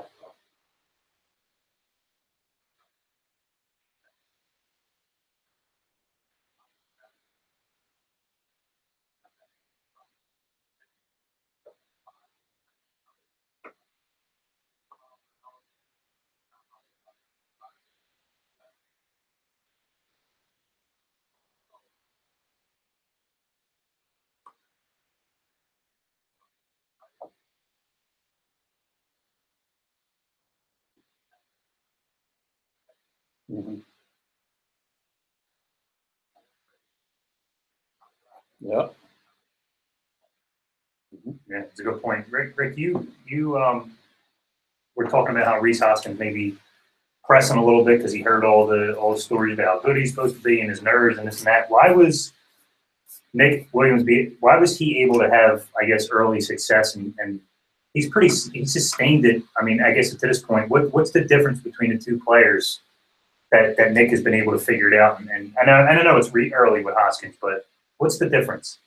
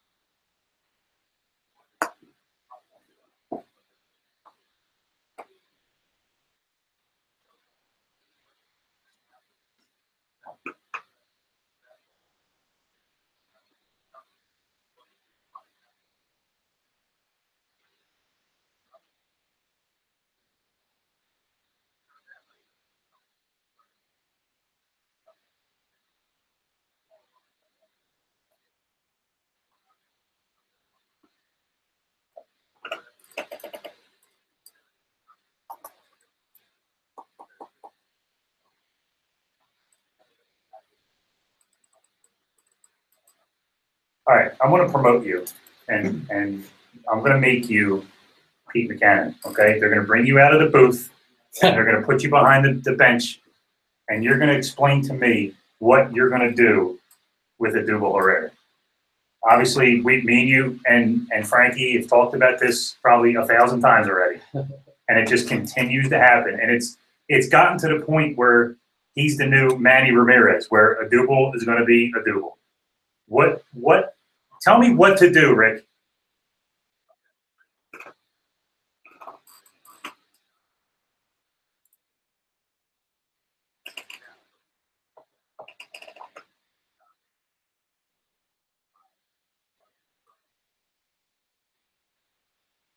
Right.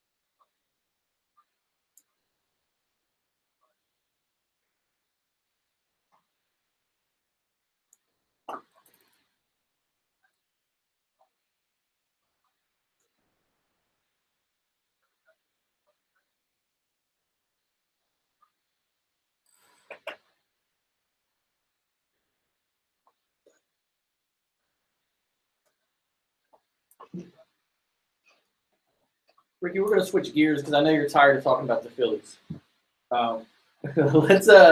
Let's get into some Eagles. What did you think of the Jordan Matthews trade?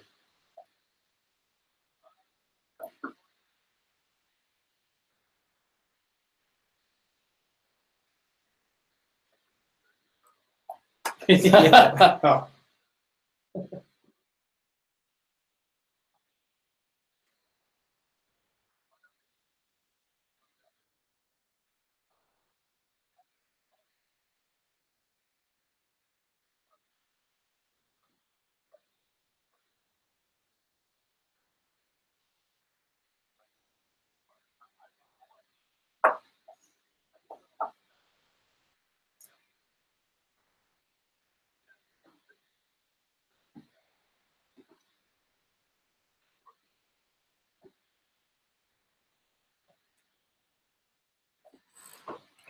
Did that? Yeah, definitely. Did that bother you at all the way Wentz kind of like, I don't want to say whined about the whole thing, but like kind of came off as like he lost his man crush type of thing? Yeah, like he's a human being. Like how dare he be a quarterback of the Philadelphia Eagles and show that type of human side?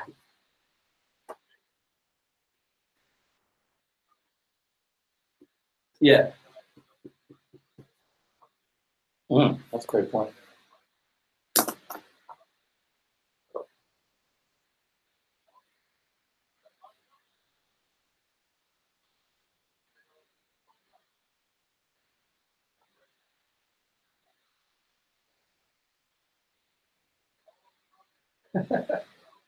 Did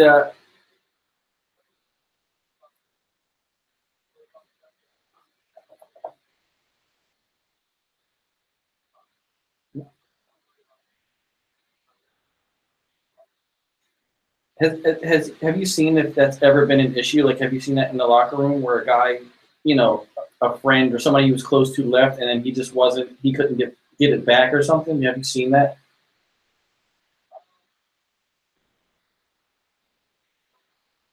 Yeah.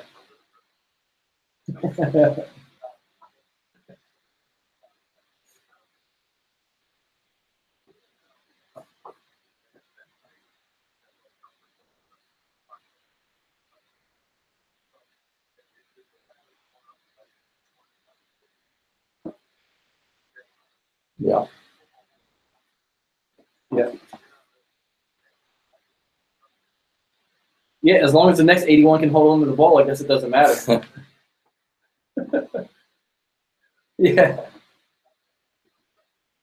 Did you catch the game? Did you see the rookie play or Barnett?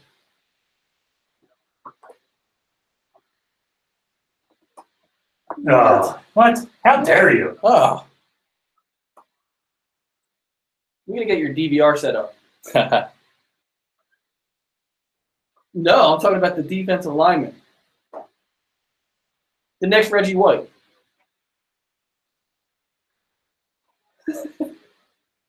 Listen, this is what we're going to do. I got it. You just led me right into my next statement. You have to break down something to us next week when we call you. Yeah, we're gonna call you, and you have to break down a play for us. And take your baseball hat off and put your football helmet on and break down.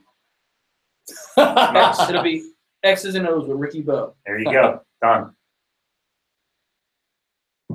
Oh yeah, this is when you get to look at the tape. Is it just Rick? Is it just that he didn't? He just broke Rick and just didn't see Freddie? Did he think Freddie was running? Like what happened there?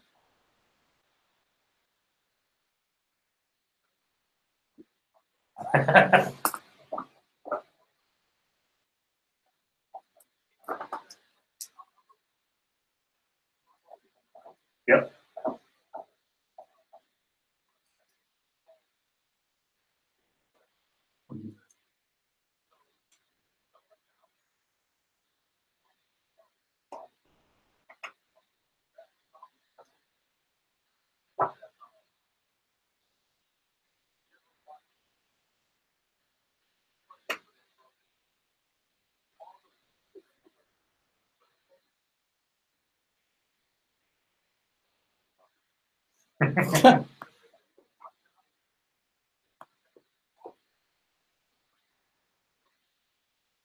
Yeah.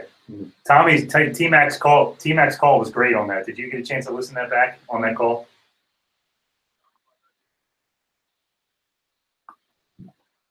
That's basically what T-Mac said. He's just how did he not see Galvis just standing there? But I mean, like you said, it's just a double's going to be a double, and you got a way to go with the bad. It's unfortunate, but that's how it is.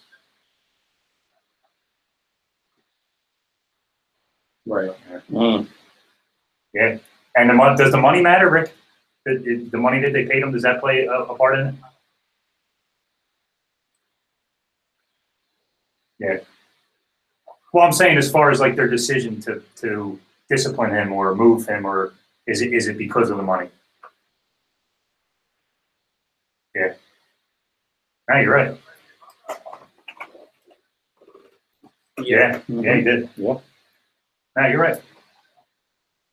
Ricky, before we let you go, can we ask if you could touch on Darren Dalton for a minute?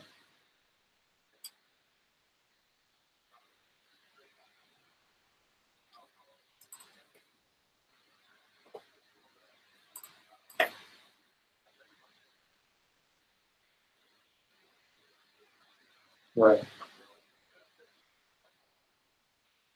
Yeah, amazing.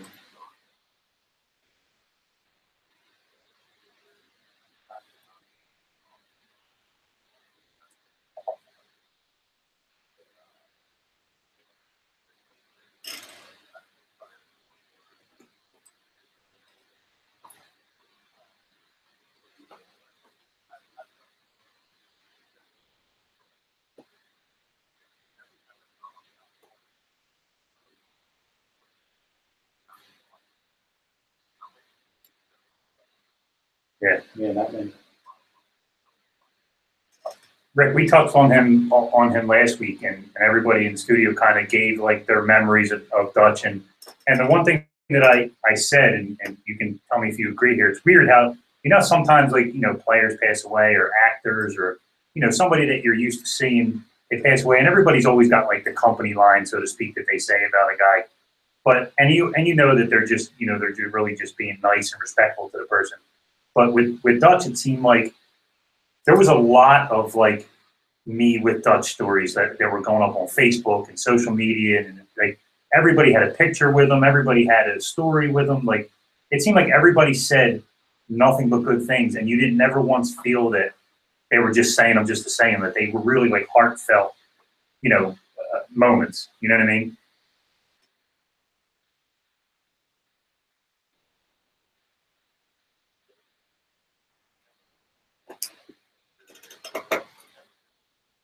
Right.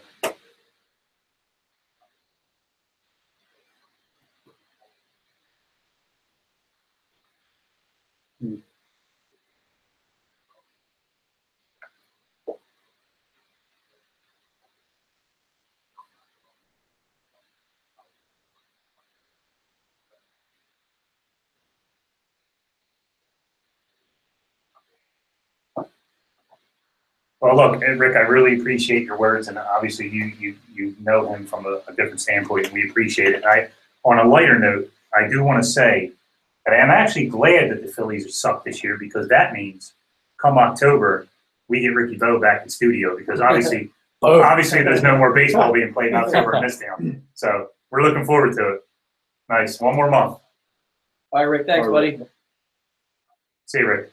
The great Ricky Vitalica. I love having him on. Yeah, he's funny. He cracks me up. Like, and the good thing is like having Brandon in it. Brandon can go a bunch of different sports. Like that's what's good about Ricky. Like he will legitimately break stuff down for you guys next week if you get him on. Yeah, that's he'll talk all four sports. Which is great. You know what I mean? No, it's good. We need to save him from that terrible drudgery that he's dealing with right now. I mean, like we touched on that earlier, like it being a show. Like that's a nightmare job right now. Well, it's not 16 games. It's not even 8. Like it's 162. It's in the dead of the summer. It's like, and they play every day. They play every weekend. Sometimes double headers, back to backs. Like he has to put on a suit, doesn't he? Yeah, and you have to come up with something to say pre and post every single game. Like, and every game, it's the same thing. it's literally the same thing. They made him turn his jacket inside out. This was a joke that we had. You remember we talked about. They were looking for just anything for these guys to do. They made him turn his suit jacket inside out as like hey, let's rally for this team. And he was just like, you know how bad I just wanted to tell them to basically go left themselves. You know what I mean? Like, there's nothing we can do for this team. So, I mean, it's tough. It's definitely tough. Yeah, it's a hard sell. Yeah. Listen, guys, we're coming up to the end here. We got like another 10 minutes. It's been a full show. Yeah. John, we got a big show coming up on Thursday. Yeah, we do. What are we doing Thursday? We're going to be at KDO's again. The wonderful Katie O'Donnell's in the Great Northeast. I'm looking forward to it. Across Thursday. from Philadelphia, a.k.a. Franklin Mills. Right. We're going to be up there. We're going to be 6 to 8, I believe, possibly 6:30 to 8:30, depending on technical difficulties. But 6 to 8, we're going to be there. We're going to be on during the Eagles preseason game against the Bills, kind of watch Brandon break some stuff down as we're, try to keep him standing upright that game. Then we can break some stuff down for us. You know what I mean? See, Brandon, what you guys don't understand, if you weren't at Katie's, we had Mike Kern there with us last time we were there. And Mike Kern can talk. Yeah. And Mike Kern talks, and he doesn't give any breaks. He doesn't even breathe. No. And the great thing was it was a basketball night. Right. So Brandon was pretty much checked out as it was. Yeah. And every time I looked over, like, he had another glass of, we'll say, an alcoholic beverage. Brown water. Possibly. Brown water. And you could start to see that the glasses were starting to pile up a little bit. So the good thing is this week coming up, it's a football show. Yeah, so he's got to stay I'll have engaged. to be tuned in. Yeah. Exactly. That's probably where I'll check you out. I might just take your role and That's just cool. check you out. That's fun. Because that's like 2 days before my vacation. Exactly. Starts, So it's a vacation, early vacation. Whatever. Vacation. Yeah, I got to drive 8 hours with 3 kids, one of them being almost 2. Oh. And I have to worry about my 18-year-old being in the car behind us, too. So I got driving his own car? Yeah, I got a whole bunch of stuff going on. Ooh. So I'm probably going to have to liquor up that day. You going? Well, when you get there. Oh, I might, yeah.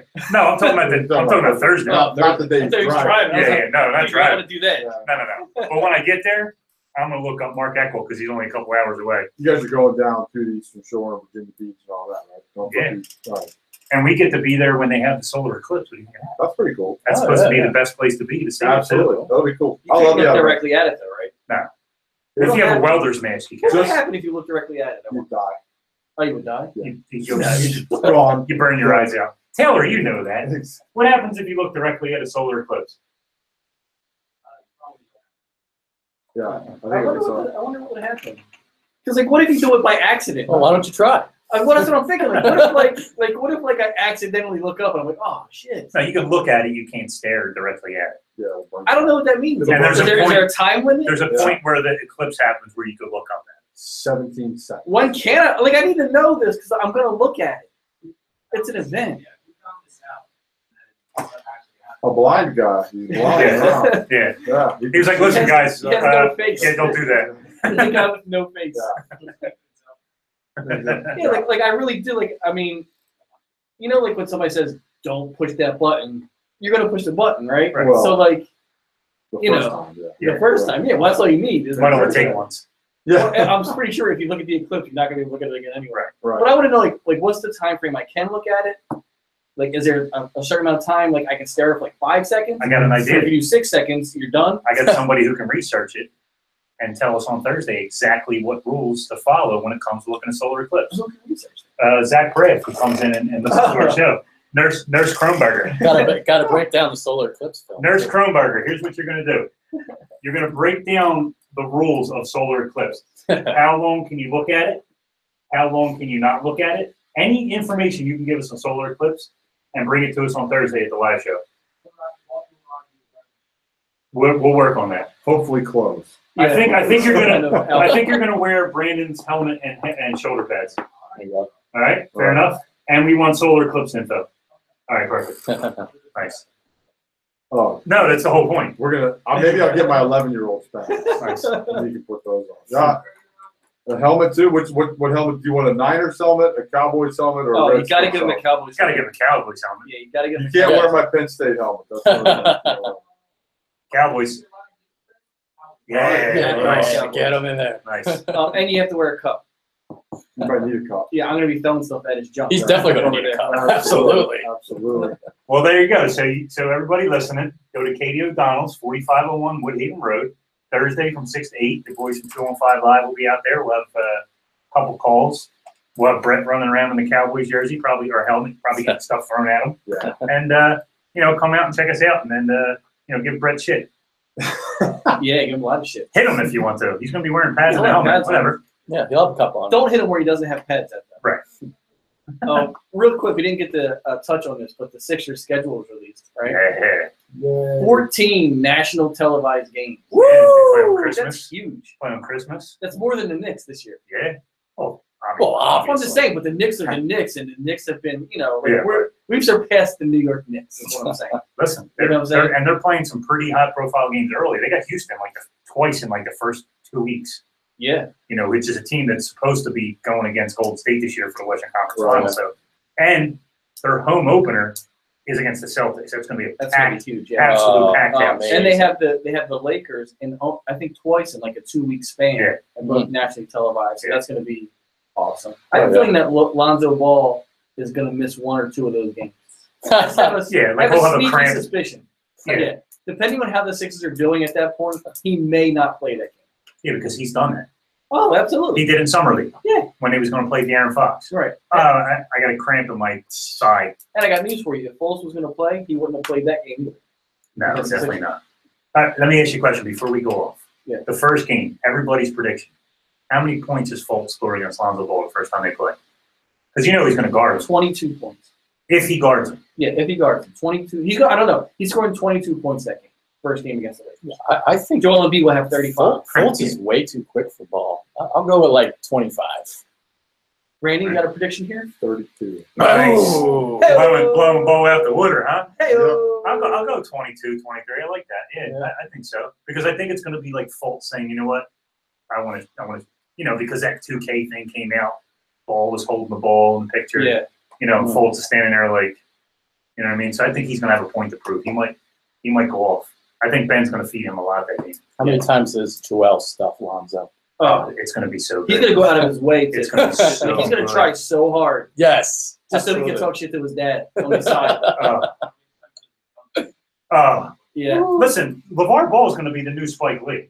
Oh, yeah. He's going to be sitting front court, and what it's going to do is it's going to fire Reggie Miller up. You know what I mean? You're going to run your mouth, and it'll fire Reggie Miller up. It's going to be the same with Joel. He's going to run his mouth. Absolutely. Absolutely. Yes. And Joel's going to play right into it because it's going to be. Oh, yeah. Every much time fun. down the court, he's going to look at him. Just a side note, Brandon did the whole show with his shoes on.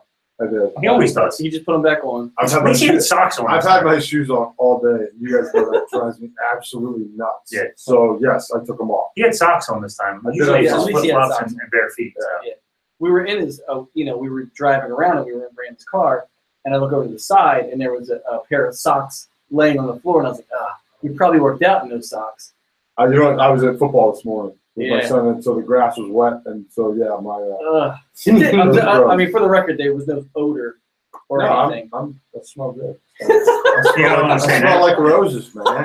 We've talked about this, but Frankie has an absolute nightmare foot I know. craziness. So I know. anything socks, flip flops, anything that has to do with the feet, I know. I'm out, yeah. he's out. I know. That's why we work so well together.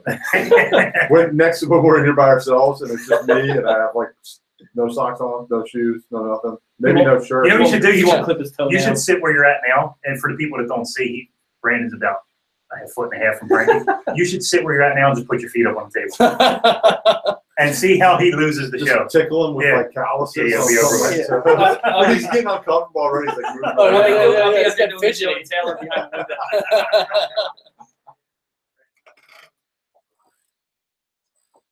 I don't wear shoes most of the day until I get out of the car. No, nothing. Barefoot. That's crazy. Yeah. Barefoot. Yeah.